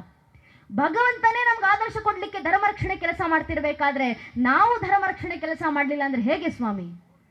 ಈಶಾವಾಸ್ಯ ಉಪನಿಷತ್ತಿನ 2ನೇ ಮಂತ್ರ, ಕುರುವನ್ನೇವೇಹ ಕರ್ಮಾಣಿ ಜಿಜಿ ವಿಶೇಷತಹುಂ ಸಮಾಹ. 100 ವರ್ಷ ಮನುಷ್ಯ ಜಗತ್ನಲ್ಲಿ ಬದುಕಬೇಕು. ಹೇಗೆ ಬದುಕಬೇಕು? 100 ವರ್ಷಗಳ ಕಾಲ. 100 ವರ್ಷಗಳ ಕಾಲ ಧರ್ಮ ಕರ್ತವ್ಯವನ್ನ ಪಾಲಿಸ್ತಾ ಧರ್ಮದ ಕರ್ಮಗಳನ್ನ ಮಾಡ್ತಾ ಬದುಕಬೇಕು. ಅದು ಸಾರ್ಥಕ ಜೀವನ ಅಂತ ಸ್ವಯಂಭೂಮನು ಕೊಟ್ಟಿರುವಂತ ಮಾತು. ಆ ಮಾತನ್ನು ಇವತ್ತು ನಾವು ಪಾಲಿಸಬೇಕಾಗಿದೆ. ನಾವು ಧರ್ಮ ಕಾರ್ಯದಲ್ಲಿ ತೊಡಗಿಸ್ಕೊಳ್ಬೇಕಾಗಿದೆ ನಮ್ಮನ್ನ. ನಾವು ಧರ್ಮ ಕಾರ್ಯ ಮಾಡೋಣ. ಹೇಗೆ ಮಾಡ್ತೀರಿ ಧರ್ಮ ಕಾರ್ಯ? ನಮ್ಮಿಂದ ಆಗುವಂತ ಕೆಲಸ. ಸಂಘಟಿತರಾಗಿ ಧರ್ಮ ರಕ್ಷಣೆ ಮಾಡ್ಲಿಕ್ಕಾಗತ್ತಾ? ಸಂಘಟಿತರಾಗಿ ಬನ್ನಿ, ಧರ್ಮ ಜಾಗೃತಿ ಕೆಲಸ ಮಾಡಿ. ಮಾತಾಡಿ ಧರ್ಮ ಜಾಗೃತಿ ಮಾಡ್ಲಿಕ್ಕಾಗತ್ತಾ? ಮಾತಾಡಿ ಧರ್ಮ ಜಾಗೃತಿ ಕೆಲಸ ಮಾಡಿ. ಹಾಡಾಡಿ ಧರ್ಮ ಜಾಗೃತಿ ಮಾಡ್ಲಿಕ್ಕಾಗತ್ತಾ? ದೇಶಭಕ್ತಿ ಭಕ್ತಿ ಗೀತೆಗಳನ್ನ ಹಾಡಿ ಧರ್ಮ ಜಾಗೃತಿ ಮಾಡಿ. ಬರೆದು ಧರ್ಮ ಜಾಗೃತಿ ಮಾಡ್ಲಿಕ್ಕಾಗತ್ತಾ? ನೈಜ ಇತಿಹಾಸವನ್ನ ಬರೆದು ಜಾಗೃತಿ ಮೂಡಿಸಿ. ಇದು ಯಾವುದು ಆಗ್ಲಿಲ್ವಾ? ಕನಿಷ್ಠ ಪಕ್ಷ ಒಮ್ಮೆ ನಿತ್ತು ದೇಶ ಧರ್ಮದ ಪರವಾಗಿ ಜೈಕಾರ ಹಾಕ್ಲಿಕ್ಕಾಗತ್ತಾ? ದೇಶ ಧರ್ಮದ ಪರವಾಗಿ ನಿತ್ತು ಜೈಘೋಷ ಹಾಕಿ ಧರ್ಮ ಜಾಗೃತಿ ಮಾಡಿ. ಇದೂ ಆಗ್ಲಿಲ್ಲ ಅಂದ್ರೂ ಪರವಾಗಿಲ್ಲ, ಯಾರಾದ್ರೂ ಒಬ್ಬರು ನಿತ್ತು ದೇಶ ಧರ್ಮದ ಪರವಾಗಿ ಜೈಕಾರ ಹಾಕ್ತಿದ್ರೆ ಅವ್ರ ಪಕ್ಕದಲ್ಲಿ ಹೋಗಿ ನಿಂತ್ಕೊಂಡು ನಾವು ಕೈ ಎತ್ತೋಣ ಸಾಕು. ನಾವು ಈ ದೇಶ ಧರ್ಮಕ್ಕೆ ಹಿಂದುವಾಗಿ ಕೊಡುವಂತ ಕೊಡುಗೆ ಇಷ್ಟೇ, ಇಷ್ಟು 100 ಕೋಟಿ ಹಿಂದೂಗಳು ಮಾಡಿದ್ರೆ ಸಾಕು. 100 ಕೋಟಿ ಹಿಂದೂಗಳಿದ್ದೀವಿ ನಾವು. ಹಿಂದೂಗಳು ಬೀದಿಗಿಳಿತೀವಿ ಯಾವಾಗ ಗೊತ್ತೇ? ಈರುಳ್ಳಿ ಬೆಳ್ಳುಳ್ಳಿ ರೇಟ್ ಜಾಸ್ತಿ ಆಯ್ತು ಅಂದಾಗ ಹಿಂದೂಗಳು ಬೀದಿಗಿಳಿತೀವಿ. ಯಾಕೆ? ನಮ್ಮ ಚಿಂತನೆ ಅಲ್ಲಿಗೆ ಸೀಮಿತವಾಗಿದೆ. ಹಿಂದೂಗಳು ಅಲ್ಲಿಂದ ಸ್ವಲ್ಪ ಮೇಲೆ ಬರಬೇಕು. ಈರುಳ್ಳಿ ಬೆಳ್ಳುಳ್ಳಿ ರೇಟ್ ಚಿಂತೆ ಇರಲಿ, ಅದರ ಜೊತೆಗೆ ಇನ್ನೊಂದು ಚಿಂತನೆ ಬೇಕಲ್ಲ, ಧರ್ಮ ಚಿಂತನೆ, ದೇಶದ ಚಿಂತನೆ. ಅರೆ 100 ಕೋಟಿ ಇದ್ದೀವಿ ಜಗತ್ತಿನಲ್ಲಿ ಹಿಂದೂಗಳು. 100 ಕೋಟಿ ಹಿಂದೂಗಳು ಅಕಸ್ಮಾತ್ ಒಮ್ಮೆ ಮುಂದೆ ಬಂದು ಬೀದಿ ಹಿಡಿದು ಏಕಕಂಠದಲ್ಲಿ ಹಿಂದೂಗಳಿದ್ದೀವಿ ನಾವು ದೇಶದಲ್ಲಿ, ಭಾರತ ದೇಶವನ್ನ ಸಂವಿಧಾನದ ಅಡಿನಲ್ಲಿ ಹಿಂದೂ ರಾಷ್ಟ್ರ ಅಂತ ಘೋಷಣೆ ಮಾಡಬೇಕು ಅಂತ ಒಂದು ಕರೆಯನ್ನ ಹಿಂದೂ ಸಮಾಜ ಒಗ್ಗಟ್ಟಾಗಿ ಕೊಟ್ರೆ, ಏನಕ್ಕೆ ಭಾರತ ದೇಶ ಹಿಂದೂ ರಾಷ್ಟ್ರ ಅಂತ ಘೋಷಣೆ ಆಗೋದಿಲ್ಲ ಸಂವಿಧಾನದ ಅಡಿನಲ್ಲಿ? ಯಾಕಾಗೋದಿಲ್ಲ? ಧರ್ಮ ಕೆಲಸಗಳು ಸಂಘಟಿತ ಬಲ ಬೇಕು ಅಷ್ಟೇ. ಇದನ್ನೇ ಹಿರಿಯರು ಶಾಸ್ತ್ರಗಳಲ್ಲಿ ಬರೆದ್ರು. ಅಪಾರ ಭೂಮಿ ವಿಸ್ತಾರ ಅಗಣ್ಯ ಜನಸಂಕುಲಂ ರಾಷ್ಟ್ರಂ ಸಂಘಟನಾಹೀನಂ ಪ್ರಭವೇನಾತ್ಮ ರಕ್ಷಣೆ. ತುದಿ ಕಾಣದಷ್ಟು ಅಪಾರವಾದಂಥ ಭೂವಿಸ್ತಾರ, ಭೂಭಾಗದ ಒಳಗೆ ಅಗಣ್ಯವಾದಂಥ ಜನರ ಸಂಖ್ಯೆ. ಆದರೆ ಆ ಜನರ ಮಧ್ಯದಲ್ಲಿ ಸಂಘಟಿತ ಭಾವ ಇಲ್ಲ ಅಂದ್ರೆ ದೇಶ ಧರ್ಮ ರಕ್ಷಣೆ ಆಗ್ಲಿಕ್ಕೆ ಸಾಧ್ಯವೇ ಇಲ್ಲ. ಆದ್ರಿಂದ ದೇಶ ಧರ್ಮಕ್ಕೋಸ್ಕರ ನಾವು ಸಂಘಟಿತರಾಗಿ ಬರೋಣ. ಒಮ್ಮೆ ಹಿಂದೂ ಸಮಾಜ ಸಂಘಟಿತವಾಗಿ ಬಂತು ಅಂದ್ರೆ ಏನೇನೆಲ್ಲ ಬದಲಾವಣೆ ದೇಶದಲ್ಲಿ ತರಬಹುದು ಅಂತ ಈಗಾಗಲೇ ನಮ್ಮ ಪೂರ್ವಿಕರು ತೋರಿಸಿಕೊಟ್ಟಿದ್ದಾರೆ. ಒಮ್ಮೆ ಹಿಂದೂ ಸಮಾಜ ಸಂಘಟಿತರಾಗಿ ಬಂದು ಒಮ್ಮೆ ಪೂಜ್ಯನ ಅಶೋಕ್ ಸಿಂಗಾಜಿ ಅವರು ನಿಂತು ಕರೆ ಕೊಟ್ರು. रोम रोम में रमे हुए राम के लिए आओ कार सेवको, बनो कार सेवको, मिटो कार सेवको. अगर समय पड़े तो अयोध्या में बहती सरयू नदी को अपने लहू से लाल करना पड़े तो डरो ना कार सेवको. ಒಂದು ಕರೆ ಅಶೋಕ್ ಸಿಂಗಾಜಿ ಅವರ ಆ ಒಂದು ಕರೆಗೆ ಹೋಗೊಟ್ಟು ದೇಶದ ಲಕ್ಷ ಲಕ್ಷ ಜನ ಹಿಂದೂ ಬಾಂಧವರು ಕಾರ್ ಸೇವಕರಾಗಿ ಅಯೋಧ್ಯೆ ಪುಣ್ಯಭೂಮಿನಲ್ಲಿತ್ತು ರಾಮರ ಕಾರ್ಯವನ್ನು ಸಾಕಾರಗೊಳಿಸಲಿಕ್ಕೆ ಜಾಗೃತರಾಗಿ ಬಂದರು. ತಾಯಿಂದ್ರು ಹೆಣ್ಣು ಮಕ್ಕಳು ನೆನ್ಪಿಟ್ಕೊಳ್ಬೇಕು. ಅಂದು ಕಾರ್ ಸೇವೆಗೆ ಅಂತ ಹೋದಂತ 3.5 ಲಕ್ಷ ಜನ ಕಾರ್ಯಕರ್ತರಲ್ಲಿ 36,000 ಜನ ಹೆಣ್ಮಕ್ಳು ತಾಯಿಂದ್ರು ಕಾರ್ ಸೇವಕರಾಗಿ ಅಯೋಧ್ಯೆ ಪುಣ್ಯಭೂಮಿನಲ್ಲಿ ನಿಂತಿದ್ರು. ಮುಂದೆ ಮಾತಾ ಉಮಾಭಾರತಿ, ಕಾವಿ ತೊಟ್ಟಂತ ಮಾತಾ ರಿತಂಬರಿ ಜೊತೆಗೆ 36,000 ಜನ ಹೆಣ್ಣು ಮಕ್ಕಳು ತಾಯಿಂದ್ರು ಕೈ ಹಿಡಿದು ಮಾನವ ಸರಪಳಿಯನ್ನ ಮಾಡಿ ಎದುರಿಗೆ ಬರ್ತಿದ್ದಂತ ಪೊಲೀಸರ ಲಾಠಿ ಚಾರ್ಜ್ಗೆ ತಾವು ಮುಂದೆ ನಿಂತು ಲಕ್ಷ ಲಕ್ಷ ಹಿಂದೂ ಕಾರ್ಯಕರ್ತರನ್ನ ಹಿಂದೆ ನಿಲ್ಲಿಸಿ ಆ 3.5 ಲಕ್ಷ ಜನ ಒಟ್ಟು ಕಾರ್ಯಕರ್ತರು ಅಂದು ಅಯೋಧ್ಯೆ ಪುಣ್ಯಭೂಮಿನಲ್ಲಿ ರಾಮ್ ಲಲ್ಲಾ ಮಾಂಗೆ ಮಂದಿರ್ ವಹಿ ಬನಾಯಂಗೆ, ಬಚ್ಚಾ ಬಚ್ಚಾ ರಾಮ ಕಾ ಜನ್ಮಭೂಮಿ ಕೆ ಕಾಮ್ ಕಾ ಅಂತ ಶ್ರೀರಾಮಚಂದ್ರಗೆ ಜೈಘೋಷಗಳನ್ನ ಹಾಕ್ತಾ ಒಗ್ಗಟ್ಟಾಗಿ ಬಂದು ಕಾರ್ ಸೇವೆಯನ್ನ ಸಾಕಾರಗೊಳಿಸಿದ್ರು. ಪರಿಣಾಮ ಇವತ್ತು 500 ವರ್ಷಗಳ ಹೋರಾಟದ ನಂತರ 78ಕ್ಕೂ ಹೆಚ್ಚು ಮಹಾಕದನಗಳ ನಂತರ ಸುಮಾರು 3.5 ಲಕ್ಷ ಜನ ಹಿಂದೂ ಕಾರ್ ಸೇವಕರ ಬಲಿದಾನಗಳ ನಂತರ ಇಂದು ನನ್ನ ಸಾಗಿರುವಂತಹ ಶತಮಾನಗಳ ಕನಸು ನಮ್ಮ ಅಯೋಧ್ಯೆಯ ರಾಮಲಲ್ಲಾರ ರಾಮ ಮಂದಿರ. ಆ ಒಂದು ರಾಮ ಮಂದಿರವನ್ನ ಜೀವಂತ ಸಾಕ್ಷಿಯಾಗಿ ಕಣ್ತುಂಬಿಸಿಕೊಳ್ಳಿಕ್ಕೆ ಎಷ್ಟು ತಲೆಮಾರುಗಳ ಹೋರಾಟಗಳು, ಎಷ್ಟು ಪೀಳಿಗೆಗಳ ಶ್ರಮಗಳು, ಅವರ ಆ ಸಂಘಟಿತ ಬಲದ ಪರಿಶ್ರಮ ರಾಮ ಮಂದಿರ ಸಾಕಾರಗೊಳ್ತು. ಆದ್ರೆ ಈ ಸಂಘಟಿತ ಭಾವ, ಈ ಧರ್ಮ ಜಾಗೃತಿ ರಾಮ ಮಂದಿರಕ್ಕೆ ಸೀಮಿತ ಆಗೋದಲ್ಲ ನನ್ನ ಹೆಚ್ಚಿನ ಬಂಧುಗಳೇ. ರಾಮ ಮಂದಿರದಿಂದ ಹೊರಡುವಂತಹ ಆ ಶಂಕನಾದ ಇಡೀ ಭಾರತದ ಮೂಲೆ ಮೂಲೆನಲ್ಲೂ ಗುಂಜಿಸುವಂತಾಗಬೇಕು. ಇಡೀ ದೇಶದಲ್ಲಿ ರಾಮರ ಭಕ್ತಿ ಸುದೆಯನ್ನ ಹರಿಸಬೇಕು. ನಮ್ಮ ಮುಂದಿನ ಕಾರ್ಯ ಅದೇ. ಸಂಘಟನೆ ಹಿರಿಯರು ಕರೆ ಕೊಟ್ಟಿರೋದು ಅದನ್ನೇ. ಮುಂದಿನ ಕೆಲಸ ಭಾರತ ಕ ಪ್ರತ್ಯೇಕ ಗರ್ ಅಯೋಧ್ಯ ಬನಾಯಂಗೆ, ಭಾರತದ ಮನೆ ಮನೆಯನ್ನು ಅಯೋಧ್ಯೆಯನ್ನಾಗಿಸುವಂತ ಕೆಲಸವನ್ನ ನಾವು ಮುಂದೆ ಸಂಕಲ್ಪ ತೊಡಬೇಕು. ಮನೆ ಮನೆ ಅಯೋಧ್ಯೆ ಆಗಬೇಕು. ಯಾವಾಗ ಮನೆ ಮನೆ ಅಯೋಧ್ಯೆ ಆಗುತ್ತೆ? ಮನೆಯಲ್ಲಿರುವಂತ ಒಂದೊಂದು ಹಿಂದೂ ಮಗುವಿನಲ್ಲೂ ರಾಮರ ಭಕ್ತಿ, ಸೀತಾಮಾತೆ ಭಕ್ತಿ ಆದರ್ಶಗಳು ಬಂದಾಗ ಮನೆ ಮನೆ ಅಯೋಧ್ಯೆ ಆಗೋದು. ಆ ಮಕ್ಕಳಿಗೆ ಧರ್ಮ ಬೋಧನೆಯನ್ನ ಮಾಡಿಸಿ ಮುಂದೊಂದು ದಿನ ಈ ಬುದ್ಧಿಯೇ ಜೀವನ ಅಂತ ಅನ್ಕೊಂಡಿರುವಂತ ಬುದ್ಧಿಜೀವಿಗಳು ಯಾರಾದ್ರು ನಮ್ಮ ಮಕ್ಕಳ ಮುಂದೆ ನಿಂತು ರಾಮ ಮಂದಿರ ಕಟ್ಟಿದ್ದೀರಾ ಹಿಂದೂಗಳು, ರಾಮರಿಗೆ ಜಯಘೋಷ ಕೊಟ್ಟು ತಿರ್ಗಾಡ್ತೀರಾ, ಈಗಾಗಲೇ 1 ವರ್ಷ ಆಗ್ತಾ ಬಂತು ರಾಮ ಮಂದಿರ ಕಟ್ಟಿ, ಆದ್ರೆ ರಾಮರ ಅಲ್ಲೇ ಹುಟ್ಟಿದ್ರು ಅನ್ನೋದಕ್ಕೆ ನಿಮ್ಮ ಹತ್ರ ಏನು ಸಾಕ್ಷಿ ಅಂತ ಪ್ರಶ್ನೆ ಮಾಡಿದ್ರೆ ದುರಾದೃಷ್ಟವಶಾತ್ ಇದು ಮುಂದೆ ಬರುವ ಪ್ರಶ್ನೆ ಅಲ್ಲ ನನ್ನ ನೆಚ್ಚಿನ ಬಂಧುಗಳೇ, ಈಗಾಗಲೇ ಹುಟ್ಕೊಂಡಿರುವಂತ ಪ್ರಶ್ನೆ. ಕೋರ್ಟ್ನಲ್ಲಿ ನಿಂತು ರಾಮ ಮಂದಿರದ ಪರವಾಗಿ ವಾದ ಮಾಡ್ತಿದ್ದಂತ ಕೆ ಪರಾಶರನ್ ಎಂಬ ವಕೀಲರ ವಿರುದ್ಧ ನಿಂತಿದ್ದಂತ ಕಪಿಲ್ ಸಿಬ್ಬಲ್ ಎಂಬ ವಕೀಲರು ಕೋರ್ಟ್ನಲ್ಲಿ ನಿಂತು ಪ್ರಶ್ನೆ ಮಾಡ್ತಾರೆ, ರಾಮರು ಇಲ್ಲೇ ಹುಟ್ಟಿದ್ರು ಅನ್ನೋದಕ್ಕೆ ಹಿಂದೂಗಳ ಹತ್ರ ಏನ್ ಪುರಾವೆ, ಏನು ಸಾಕ್ಷಿ? ನಮ್ ದೌರ್ಭಾಗ್ಯ ಇದು. ನಮ್ಮ ದೇಶದಲ್ಲೇ ಒಂದಿಷ್ಟು ಜನ ಬುದ್ಧಿಜೀವಿಗಳು ಹುಟ್ಕೊಂಡಿದ್ದಾರೆ. ನಿಮ್ಮ ರಾಮ ಕಾಲ್ಪನಿಕ, ನಿಮ್ಮ ರಾಮ ಐತಿಹಾಸಿಕ ಪುರುಷ ಅಲ್ಲ ಅಂತ ನಮ್ಮ ಆರಾಧ್ಯ ದೈವ ಮರ್ಯಾದ ಪುರುಷೋತ್ತಮ ಪ್ರಭು ಶ್ರೀರಾಮಚಂದ್ರರ ಅಸ್ತಿತ್ವದ ಮೇಲೆ ಪ್ರಶ್ನೆ ಚಿಹ್ನೆಯನ್ನು ಹಾಕುವಂತ ಸಾವಿರಾರು ಜನದ ಸಂತತಿ ನಮ್ಮ ದೇಶದಲ್ಲಿ ಬೆಳೀತಾ ಇದೆ. ನಾವು ಹಿಂದೂಗಳಾಗಿ ಧರ್ಮ ರಕ್ಷಣೆ ಮಾಡ್ಬೇಕಂದ್ರೆ ಏನು ಮಾಡ್ತೀವಿ? ಇಂಥವ್ರನ್ನ ವಿರೋಧ ಮಾಡಿದ್ರು ಕೂಡ ಏನೂ ಮಾಡ್ಲಿಕ್ಕೆ ಸಾಧ್ಯ ಇಲ್ಲ. ಈ ಮಧ್ವಾಚಾರ್ಯ ಹೇಳಿದ್ದಾರಲ್ಲ, ಪಿಶಾಚಸ್ಯ ಪಿಶಾಚ ಭಾಷೆ ವಕ್ತವ್ಯಂ. ಪಿಶಾಚರ ಜೊತೆಗೆ ಪಿಶಾಚ ಭಾಷೆಯಲ್ಲೇ ಮಾತಾಡಬೇಕು. ನೀವು ಧಾರ್ಮಿಕತೆ ಹೇಳ್ತೀನಿ ಅಂದ್ರೆ ಅವ್ರ ತಲೆಗೂ ಹೋಗೋದಿಲ್ಲ. ಇದು ಮಧ್ವಾಚಾರ್ಯರು ಯಾವುದೋ ಕಾಲದಲ್ಲಿ ಕೊಟ್ಟಂತ ತತ್ವ. ಈ ಧರ್ಮ ರಕ್ಷಣೆ ಮಾಡ್ಬೇಕಂದ್ರೆ ಇವರನ್ನಂತೂ ಉದ್ಧರಿಸ್ಲಿಕ್ಕೆ ಸಾಧ್ಯ ಇಲ್ಲ. ನಮ್ಮಲ್ಲಿರುವಂತ ಮಕ್ಕಳಿಗೆ ಧರ್ಮ ಬೋಧನೆ ಮಾಡ್ಬೇಕಷ್ಟೇ ನಾವು. ಮಕ್ಕಳ ಧರ್ಮ ಬೋಧನೆ ಎಷ್ಟು? ಈ ಬುದ್ಧಿಜೀವಿಗಳ ಈ ಪ್ರಶ್ನೆಗಳು ಮುಂದೆ ನಮ್ಮನೆ ಬಾಗಿಲಿಗೆ ಬಂದು ನಮ್ಮ ಮಕ್ಕಳ ಮುಂದೆ ಯಾರಾದ್ರೂ ರಾಮರ ಅಸ್ತಿತ್ವಕ್ಕೆ ಪ್ರಶ್ನೆ ಹಾಕಿದ್ರೆ ನಮ್ಮ ಮನೆಯ ಒಂದೊಂದು ಮಗು ಎದೆ ಉಬ್ಬಿಸ್ಕೊಂಡು ತಟ್ಕೊಂಡು ಉತ್ತರ ಕೊಡಬೇಕು. ರಾಮರ ಅಸ್ತಿತ್ವಕ್ಕೆ ಮಾತ್ರ ಅಲ್ಲಪ್ಪ, ಇಡೀ ಶ್ರೀರಾಮಚಂದ್ರರ ವಂಶ ವೃಕ್ಷದ ಅಸ್ತಿತ್ವಕ್ಕೆ ನಾನು ಸಾಕ್ಷಿಯನ್ನು ಕೊಡಬಲ್ಲೆ. ನಮ್ಮ ಮಕ್ಕಳ ಬಾಯಿಂದ ಬರಬೇಕು ಶ್ರೀರಾಮಚಂದ್ರನ ದಯೆಯಿಂದ, ಭಕ್ತಾಗ್ರಣಿ ಮಾರುತಿಯ ದಯೆಯಿಂದ. ಮೊದಲಿಗೆ ಬಂದದ್ದು ಶ್ರೀಹರಿ. ಶ್ರೀಹರಿಯ ಮಗ ಬ್ರಹ್ಮ, ಬ್ರಹ್ಮನ ಮಗ ಮರೀಚಿ, ಮರೀಚಿ ಮಗ ಕಶ್ಯಪ, ಕಶ್ಯಪನ ಮಗ ಸೂರ್ಯ, ಸೂರ್ಯನ ಮಗ ಮನು, ಮನುವಿನ ಮಗ ಇಕ್ಷ್ವಾಕು, ಇಕ್ಷ್ವಾಕುವಿನ ಮಗ ಕುಕ್ಷಿ, ಕುಕ್ಷ ಮಗ ವಿಕುಕ್ಷಿ, ವಿಕುಕ್ಷ ಮಗ ಬಾಣ, ಬಾಣನ ಮಗ ಅನರಾರಣ್ಯ, ಅನರಾರಣ್ಯನ ಮಗ ಭೃದು, ಭೃದುವಿನ ಮಗ ತ್ರಿಶಂಕು, ತ್ರಿಶಂಕುವಿನ ಮಗ ದುಂಡುಮಾರ, ದುಂಡುಮಾರನ ಮಗ ಮಾಂಧಾತ, ಮಾಂಧಾತನ ಮಗ ಸುಸಂಧಿ, ಸುಸಂಧಿಯ ಮಗ ಧ್ರುವಸಂಧಿ, ಧ್ರುವಸಂಧಿಯ ಮಗ ಭರತ, ಭರತನ ಮಗ ಅಶೀತ, ಅಶೀತನ ಮಗ ಸಗರ, ಸಗರನ ಮಗ ಅಸಮಂಜಸ, ಅಸಮಂಜಸನ ಮಗ ಅಂಶುಮಂತ, ಅಂಶುಮಂತನ ಮಗ ದಿಲೀಪ, ದಿಲೀಪನ ಮಗ ಭಗೀರಥ, ಭಗೀರಥನ ಮಗ ಕುಕುತ್ಸು, ಕುಕುತ್ಸುವಿನ ಮಗ ರಘು, ರಘುವಿನ ಮಗ ಪ್ರವೃದ್ಧ, ಪ್ರವೃದ್ಧನ ಮಗ ಶಶಂಕು, ಶಶಂಕುವಿನ ಮಗ ಸುದರ್ಶನ, ಸುದರ್ಶನನ ಮಗ ಅಗ್ನಿವರ್ಣ, ಅಗ್ನಿವರ್ಣನ ಮಗ ಶೀಘ್ರವೇದ, ಶೀಘ್ರವೇದನ ಮಗ ಮರು, ಮರುವಿನ ಮಗ ಪ್ರಶಿಷಕ, ಪ್ರಶಿಷಕನ ಮಗ ಅಂಬರೀಷ, ಅಂಬರೀಷನ ಮಗ ನಘೂಷ, ನಘೂಷನ ಮಗ ಯಾತಿ, ಯಾತಿಯ ಮಗ ನಾಭಾಗ, ನಾಭಾಗನ ಮಗ ಅಜ, ಅಜನ ಮಗ ದಶರಥ, ದಶರಥನ ಮಗನೇ ರಘುವಂಶದ ರಾಘವ ಪ್ರಭು ಶ್ರೀರಾಮಚಂದ್ರರು ಅಂತ ಹೇಳುವ ಮಟ್ಟಕ್ಕೆ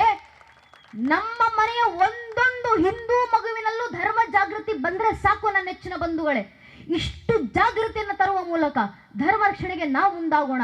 ಮುಂದಿನ ಕಾರ್ಯ ಈಗ ಪ್ರಚಲಿತದಲ್ಲಿ ಪ್ರಸ್ತುತ ಸಂದರ್ಭದಲ್ಲಿ ಧರ್ಮ ಕಾರ್ಯ ಅಂತ ನಮ್ಮ ಕಣ್ಣ ಮುಂದೆ ಯಾವುದಿರೋದು? ಮುಖ್ಯವಾಗಿ ರಾಮರ ಕಾರ್ಯ ನಮ್ಮ ಪೂರ್ವಿಕರು ಸಾಕಾರಗೊಳಿಸಿದ್ರು. ಮುಂದೆ ಸಂಘಟನೆ ಹಿರಿಯರು ಕರೆ ಕೊಟ್ಟಿದ್ದಾರೆ.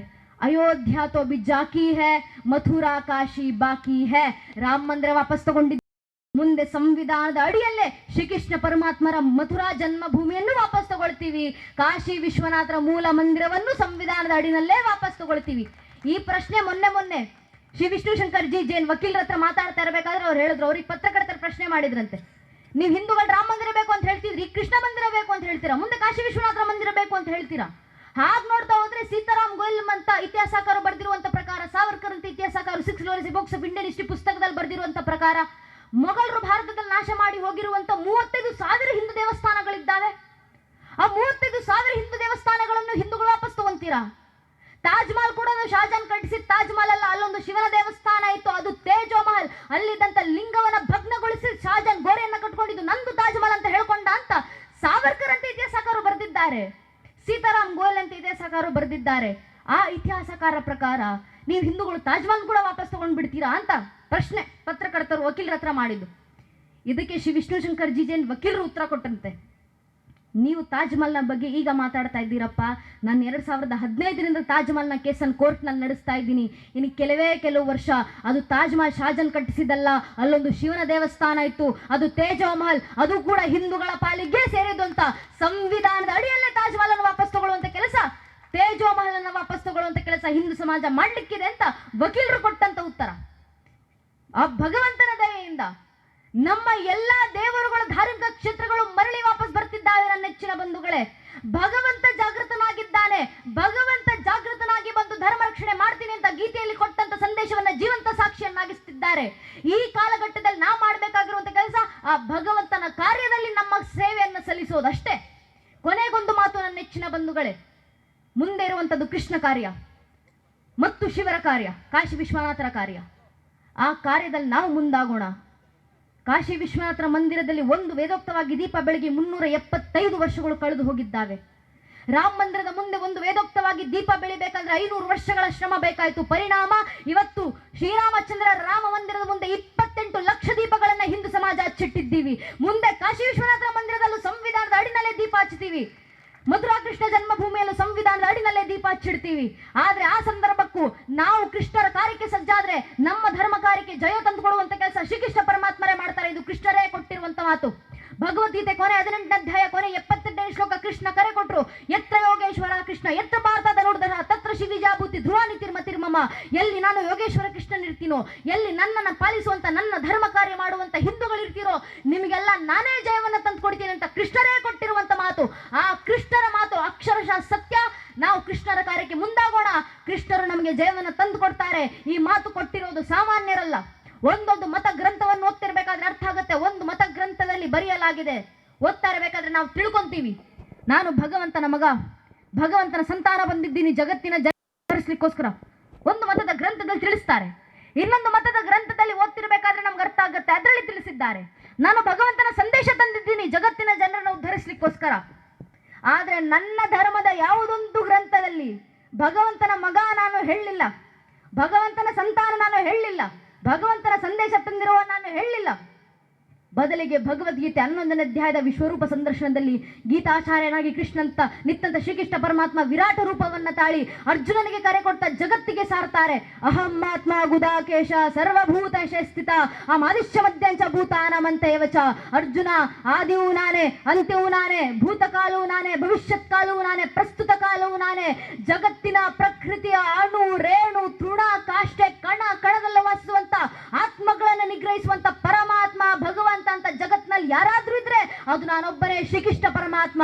ಇದನ್ನ ಜಗತ್ತಿಗೆ ಘಂಟಾಘೋಷವಾಗಿ ಸಾರಿ ಬಿಡುವಂತ ನಾನೇ ಭಗವಂತ ಅಂತ ಒಪ್ಪಿಕೊಂಡಂತ ಏಕೈಕ ಧರ್ಮ ಅದು ನನ್ನ ಸನಾತನ ಹಿಂದೂ ಧರ್ಮದಲ್ಲಿ ಮಾತ್ರ.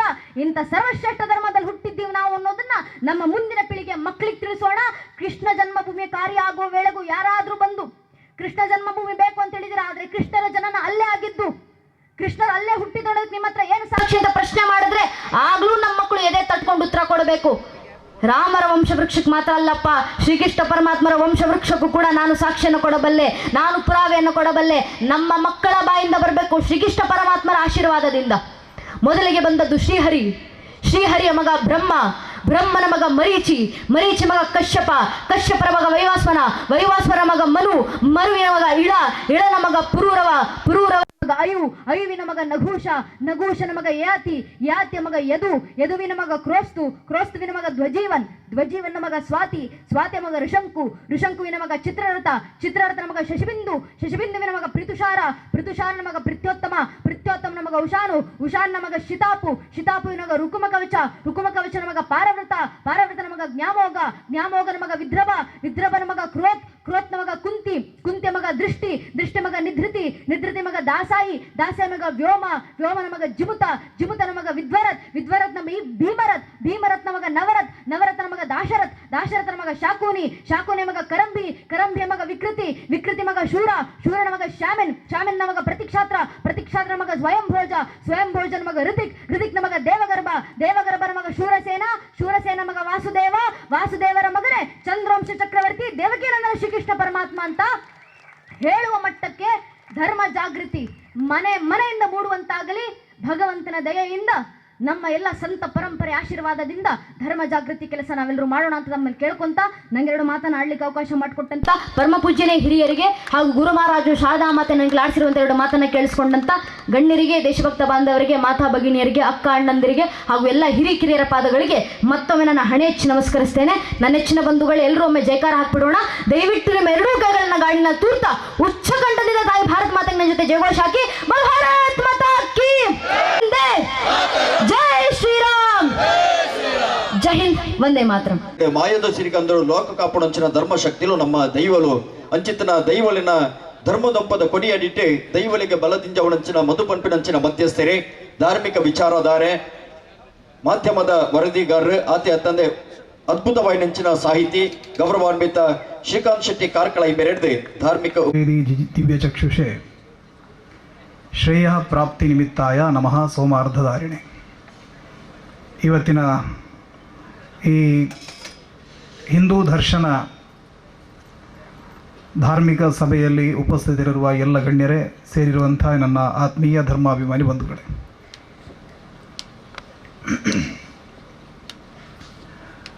ನಮ್ಮ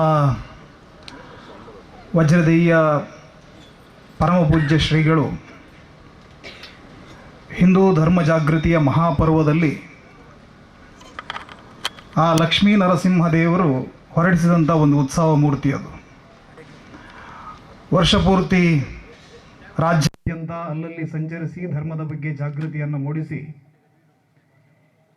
ವರ್ಷಕ್ಕೊಮ್ಮೆ ಇಲ್ಲಿ ಬಂದು ನಡೆಯುವಂಥ ಈ ಕಾರ್ಯಕ್ರಮ ಏನಿದೆ ಅದು ಆ ಉತ್ಸವ ಮೂರ್ತಿಯ ವಸಂತ ಮಂಟಪದಲ್ಲಿ ನಡೆಯುವಂಥ ಮಹಾಪೂಜೆ. ಹಾಗಾಗಿ ಗುರುಪುರದಂಥ ಒಂದು ಸಣ್ಣ ಊರಿನಲ್ಲಿ ಇದ್ದುಕೊಂಡು ರಾಜ್ಯಾದ್ಯಂತ ಹಿಂದೂ ಧರ್ಮದ ಪರವಾಗಿ, ಹಿಂದೂ ಸಂಸ್ಕೃತಿಯ ಪರವಾಗಿ, ನಮ್ಮ ಧಾರ್ಮಿಕ ವ್ಯವಸ್ಥೆಗೆ ಚ್ಯುತಿ ಬಂದಾಗ ಅದನ್ನು ಗಟ್ಟಿ ಕಂಠದಿಂದ ಖಂಡಿಸುವಂಥ ಕೆಲಸವನ್ನು ಪರಮಪೂಜ್ಯ ಶ್ರೀಗಳು ಮಾಡ್ತಾ ಇದ್ದಾರೆ. ಅವರ ನೇತೃತ್ವದಲ್ಲಿ ನಡೀತಾ ಇರುವಂಥ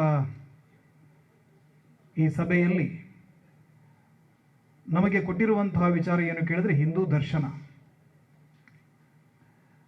ದರ್ಶನ ಅಂದ ತಕ್ಷಣ ಏನೋ ಒಂದು ವಸ್ತುವನ್ನು ನೋಡುವುದು ಅಂತ ನಾವು ಭಾವಿಸ್ತೀವಿ. ಆದರೆ ಒಂದು ವಸ್ತುವನ್ನು ನೋಡುವುದನ್ನು ನಾವು ದರ್ಶನ ಅಂತ ಹೇಳೋದಕ್ಕೆ ಸಾಧ್ಯ ಇಲ್ಲ, ಅದನ್ನು ನೋಡುವುದಷ್ಟೇ. ಆದರೆ ದರ್ಶನ ಅನ್ನೋದು ಒಂದು ಒಳನೋಟ. ದಾರ್ಶನಿಕರು ಅಂತ ಕರೀತಾರೆ. ಯಾರು ಒಂದು ವಿಚಾರವನ್ನು ಒಳನೋಟದಿಂದ ನೋಡ್ತಾನೆ ಅದನ್ನು ದಾರ್ಶನಿಕ ಅಂತ ಕರಿತೀವಿ. ಸೊ ಶ್ರೀಕೃಷ್ಣನನ್ನ ಇಡೀ ಮಹಾಭಾರತದ ಯುದ್ಧದಲ್ಲಿ ಲಕ್ಷ ಲಕ್ಷ ಸೈನಿಕರು ಅಕ್ಷೋಹಿಣಿಬದ್ಧವಾಗಿ ನಿಂತಿದ್ದಂಥ ಆ ರಣಭೂಮಿಯಲ್ಲಿ ಬೇರೆ ಎಲ್ಲರೂ ಕೂಡ ನೋಡಿದ್ದು ಮಾತ್ರ. ಆದರೆ ಶ್ರೀಕೃಷ್ಣನ ದರ್ಶನ ಆಗಿದ್ದು ಯಾರಿಗೆ ಅಂತ ಕೇಳಿದ್ರೆ ಅರ್ಜುನನಿಗೆ ಮಾತ್ರ. ಅರ್ಜುನನಿಗೆ ಆ ಶ್ರೀಕೃಷ್ಣನ ದರ್ಶನ ಆಯಿತು. ಸಣ್ಣ ಶ್ರೀಕೃಷ್ಣ ಇದ್ದಾಗ ತಾಯಿ ಬಾಯಿಯಲ್ಲಿ ಮಣ್ಣು ತಿಂದ ಮಗುವನ್ನು ಕಿವಿಯಲ್ಲಿ ಹಿಡಿದು ಬಾಯಿಯಲ್ಲಿ ಏನಿದೆ ತೋರಿಸು ಅಂತ ಹೇಳಿದಾಗ ತಾಯಿಗೆ ಬಾಯಿಯಲ್ಲಿ ಮೂಜಗವ ತೋರಿದ ಅಂತ ಹೇಳುವಂಥದ್ದು, ಅದು ಅಲ್ಲಿ ದರ್ಶನ ಆಯಿತು. ದ್ರೌಪದಿಗೆ ವಸ್ತ್ರ ಅನುಗ್ರಹ ಮಾಡಿದಂಥ ಸಂದರ್ಭದಲ್ಲಿ ಆ ಸಂದರ್ಭದಲ್ಲಿ ಕೂಡ ಒಂದು ರೀತಿಯ ದರ್ಶನ ಆಯಿತು. ಹಾಗಾಗಿ ಇವತ್ತು ಹಿಂದೂ ದರ್ಶನ ಅನ್ನುವಂಥ ಒಂದು ಸಬ್ಜೆಕ್ಟನ್ನು ಇಟ್ಟುಕೊಂಡು ನಾವೆಲ್ಲ ಮಾತನಾಡಿದ್ವಿ. ಇದಕ್ಕೆ ಪೀಠಿಕೆಯನ್ನು ಶರಣ್ ಪಂಪೇಲ್ ಅವರು ಹಾಕಿದರು. ಆ ಬಳಿಕ ಸಹೋದರಿ ಹಾರಿಕಾ ಬಹಳ ಅದ್ಭುತವಾಗಿ ಸುಮಾರು 40 ನಿಮಿಷಗಳ ಕಾಲ ಮಂತ್ರಮುಗ್ಧರಾಗಿಸಿ ನಮಗೆ ಅನೇಕ ವಿಚಾರಗಳನ್ನು ನಮ್ಮ ಮುಂದೆ ಇಟ್ಟರು. ಶತಮಾನಗಳಿಂದ ನಮ್ಮ ಮೇಲೆ ದಾಳಿಗಳು ನಡೀತಾ ಇದ್ರೂ ಕೂಡ ನಮ್ಮ ಸಮಾಜ ಯಾಕೆ ಇವತ್ತಿಗೂ ಬದುಕಿದೆ ಅಂತ ಕೇಳಿದ್ರೆ, ತಾಯಿ ಭಾರತಿ ಅವಳು ರತ್ನಗರ್ಭ ವಸುಂಧರೆ, ಅವಳು ಬಂಜೆಯಲ್ಲ. ಕಾಲ ಕಾಲಕ್ಕೆ ತಕ್ಕ ಹಾಗೆ ಸಮಾಜದ ರಕ್ಷಣೆಗಾಗಿ ಕತ್ತಿ ಹಿಡಿಯುವಂಥ ಯೋಧರನ್ನ, ಕ್ಷಾತ್ರ ಪರಂಪರೆಯನ್ನು ಹೇಗೆ ಹುಟ್ಟಿಸಿದ್ಲೋ ಹಾಗೆ ಸಮಾಜವನ್ನು ಜಾಗೃತಗೊಳಿಸುವಂಥ ಒಂದಷ್ಟು ಬ್ರಹ್ಮಕ್ಷಾತ್ರ ತೇಜಸ್ಸಿರುವಂಥ ಒಂದಷ್ಟು ಯುವ ವಾಗ್ಮಿಗಳನ್ನು ಕೂಡ ಆಕೆ ಕರುಣಿಸಿದ್ದಾಳೆ ಅನ್ನೋದಕ್ಕೆ ನಮಗೆ ಹಾರಿಕಾ ಮಂಜುನಾಥ್ ಅವರು ಒಂದು ಒಳ್ಳೆಯ ಉದಾಹರಣೆ. ರಾಜ್ಯಾದ್ಯಂತ ಬಹಳ ಅದ್ಭುತವಾಗಿ ಜನಜಾಗೃತಿಯನ್ನು ಅವರು ಮಾಡ್ತಾ ಇದ್ದಾರೆ. ನಾವೆಲ್ಲರೂ ಕೂಡ ಒಂದೇ ಚಳವಳಿಯ ಬೇರೆ ಬೇರೆ ಆಯಾಮದಲ್ಲಿ ಕೆಲಸ ಮಾಡೋರು. ಕನ್ನಡದ ನೆಲದಲ್ಲಿ ಅವರು ಅನೇಕ ಕಥೆಗಳನ್ನು ಹೇಳಿದರು. ಕನ್ನಡದ ನೆಲದಲ್ಲಿ ಯಾವತ್ತೂ ಪರಾಕ್ರಮಗಳಿಗೆ ಕೊರತೆ ಆಗಲಿಲ್ಲ. ಇವತ್ತು ಬಾಂಗ್ಲಾದೇಶದ ಬಗ್ಗೆ ನಾವೆಲ್ಲ ಮಾತನಾಡ್ತೀವಿ. ಆದರೆ ಆ ಬಾಂಗ್ಲಾದೇಶದಲ್ಲಿ ಏನು ಆ ಬಂಗಾಳ ಅನ್ನುವಂಥ ಪ್ರದೇಶ ಇದೆ, ಅದನ್ನು ಆಳಿದವರಲ್ಲಿ ಅಧಿಕ ಪಾಲು ಅದನ್ನು ಆಳಿದಂಥ ರಾಜರು ಯಾರು ಕೇಳಿದ್ರೆ ಕನ್ನಡದವರೇ. ಕನ್ನಡಿಗ ರಾಜರ ಶಾಸನಗಳು ಇವತ್ತಿಗೆ ನಿಮಗೆ ಅಲ್ಲಿ ಕಾಣೋದಕ್ಕೆ ಸಿಗತ್ತೆ. ಅದು ಶಶಾಂಕನ ಶಾಸನ ಇರ್ಬೋದು, ಗೋಪಾಲನ ಶಾಸನ ಇರ್ಬೋದು, ಲಕ್ಷ್ಮಣ ಸೇನನ ಶಾಸನ, ಅನೇಕ ಶಾಸನಗಳನ್ನು ನೀವು ಇವತ್ತಿಗೂ ನೋಡಬಹುದು. ಅಂತಹ ಬಂಗಾಳದ ಇವತ್ತಿನ ಪರಿಸ್ಥಿತಿ ಹೇಗಾಗಿದೆ ಅನ್ನೋದನ್ನು ಬಹಳ ಅದ್ಭುತವಾಗಿ ಅವರು ನಮ್ಮ ಮುಂದೆ ಕಟ್ಟಿಕೊಟ್ರು. ಕಾರಣ ಏನು ಕೇಳಿದ್ರೆ, ನಮ್ಮ ಸಮಾಜ, ಹಿಂದೂ ಸಮಾಜ ಅಲ್ಲಿ ಮೈಮರೆತ ಪರಿಣಾಮವಾಗಿ ಅದರ ಘೋರ ಪರಿಣಾಮವನ್ನು ಇವತ್ತಿನ ತಲೆಮಾರು ಎದುರಿಸ್ತಾ ಇದೆ. ಇತಿಹಾಸದಲ್ಲಿ ಒಂದು ಪಾತ್ರ ಬರುತ್ತೆ, ಕಾಲಾ ಪಹಾಡ್ ಅಂತ ಹೇಳಿ. ಕಾಲಾ ಪಹಾಡ್ ಯಾರು ಅನ್ನೋದು ನಿಮಗೆ ಅನೇಕ ಜನರಿಗೆ ಗೊತ್ತಿರಲಿಕ್ಕಿಲ್ಲ. ಬಂಗಾಳದಲ್ಲಿದ್ದಂಥ ಒಬ್ಬ ಬಲಿಷ್ಠವಾದಂಥ ಒಬ್ಬ ಹಿಂದೂ ಸೇನಾನಿ, ಅಲ್ಲಿದ್ದಂಥ ಬಂಗಾಳದ ನವಾಬನಿಗೆ ಅತ್ಯಂತ ಹೆಚ್ಚು ಕಾಡಿದಂಥ ವ್ಯಕ್ತಿ ಯಾರು ಕೇಳಿದ್ರೆ ಕಾಲಾ ಪಹಾಡ್. ಕಾಲಾ ಪಹಾಡ್ ಅಂದರೆ ಕಪ್ಪು ಪರ್ವತ ಅಂತ, ಆ ರೀತಿಯ ದೈತ್ಯ ದೇಹ ಅವನದ್ದು. ಆದ ಒಂದು ಮುಸ್ಲಿಂ ಹುಡುಗಿಯ ಜೊತೆ ಅವನಿಗೆ ಪ್ರೇಮ ಉಂಟಾಯಿತು. ಅವನು ಅವಳನ್ನು ತನ್ನ ಮಾತೃಧರ್ಮವಾದಂಥ ಹಿಂದೂ ಧರ್ಮಕ್ಕೆ ತರಬೇಕು ಅಂತ ಅವನು ಮನಸ್ಸು ಮಾಡಿದ್ದ. ಆದರೆ ನಮ್ಮ ಸಮಾಜ ಅವನಿಗೆ ಅವಕಾಶವನ್ನು ಮಾಡಿಕೊಡಲಿಲ್ಲ. ಅವನು ಮದುವೆ ಆದ ತಕ್ಷಣ ಅವಳನ್ನು ಒಳಗೆ ಬರೋದು ಬಿಡಿ, ಅವನನ್ನು ಕೂಡ ಹಿಂದೂ ಧರ್ಮದಿಂದ ಹೊರಗೆ ಹಾಕುವಂಥ ಕೆಲಸವನ್ನು ನಮ್ಮವರು ಮಾಡಿದರು.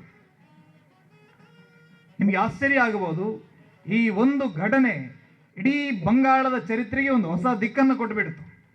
ಕಾಲಾ ಪಹಾಡ್ ಮತಾಂತರಿತ ಒಬ್ಬ ಮುಸಲ್ಮಾನನಾದ, ಕೈಗೆ ಕತ್ತಿಯನ್ನು ಎತ್ಕೊಂಡ, ಯಾವ ಜಗನ್ನಾಥಪುರಿಯಲ್ಲಿ ನನಗೆ ಪ್ರವೇಶವನ್ನು ನೀವು ನಿರಾಕರಣೆ ಮಾಡಿದ್ರೋ ಆ ಜಗನ್ನಾಥಪುರಿಯನ್ನು ನಾನು ಧ್ವಂಸ ಮಾಡ್ತೀನಿ ಅಂತ ಹೊರಟ.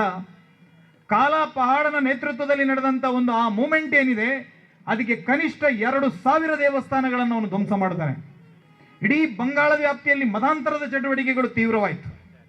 ಹಾಗಾಗಿ ಹಿಂದೂ ಧರ್ಮ ತನ್ನ ಒಳಗಿರುವಂತಹ ಕೆಲವು ಸಮಸ್ಯೆಗಳನ್ನು ಬಗೆಹರಿಸಿಕೊಂಡ್ರೆ ಮಾತ್ರ ಈ ಸಮಸ್ಯೆಗಳಿಗೆ ಒಂದು ಪುಲಿ ಸ್ಟಾಪನ್ನು ಹಾಕೋದಕ್ಕೆ ಸಾಧ್ಯ ಇದೆ. ಇಲ್ಲದೆ ಹೋದರೆ ಈ ಸಮಾಜಕ್ಕೆ ಉಳಿಗಾಲ ಇಲ್ಲ. ಹಾಗಾಗಿ ನಾವು ಇವತ್ತು ಬಹಳ ದೊಡ್ಡ ಪ್ರಮಾಣದಲ್ಲಿ ಇವತ್ತು ಸರಸಂಘ ಚಾಲಕರು ಏನು ಕರೆಯನ್ನು ಕೊಟ್ಟರು ಅಂತ ಕೇಳಿದ್ರೆ, ನಾವು ಒಂದು ರೀತಿಯಲ್ಲಿ ಸೌಹಾರ್ದತೆ ಅನ್ನುವಂಥದ್ದು ಬೇಕು ಅನ್ನುವ ರೀತಿಯ ಒಂದು ದಾಟಿಯಲ್ಲಿ ಮಾತನಾಡಿದ್ರು. ಇದರ ಅರ್ಥ ಏನು ಅಂತ ಕೇಳಿದ್ರೆ, ಅನೇಕ ಜನ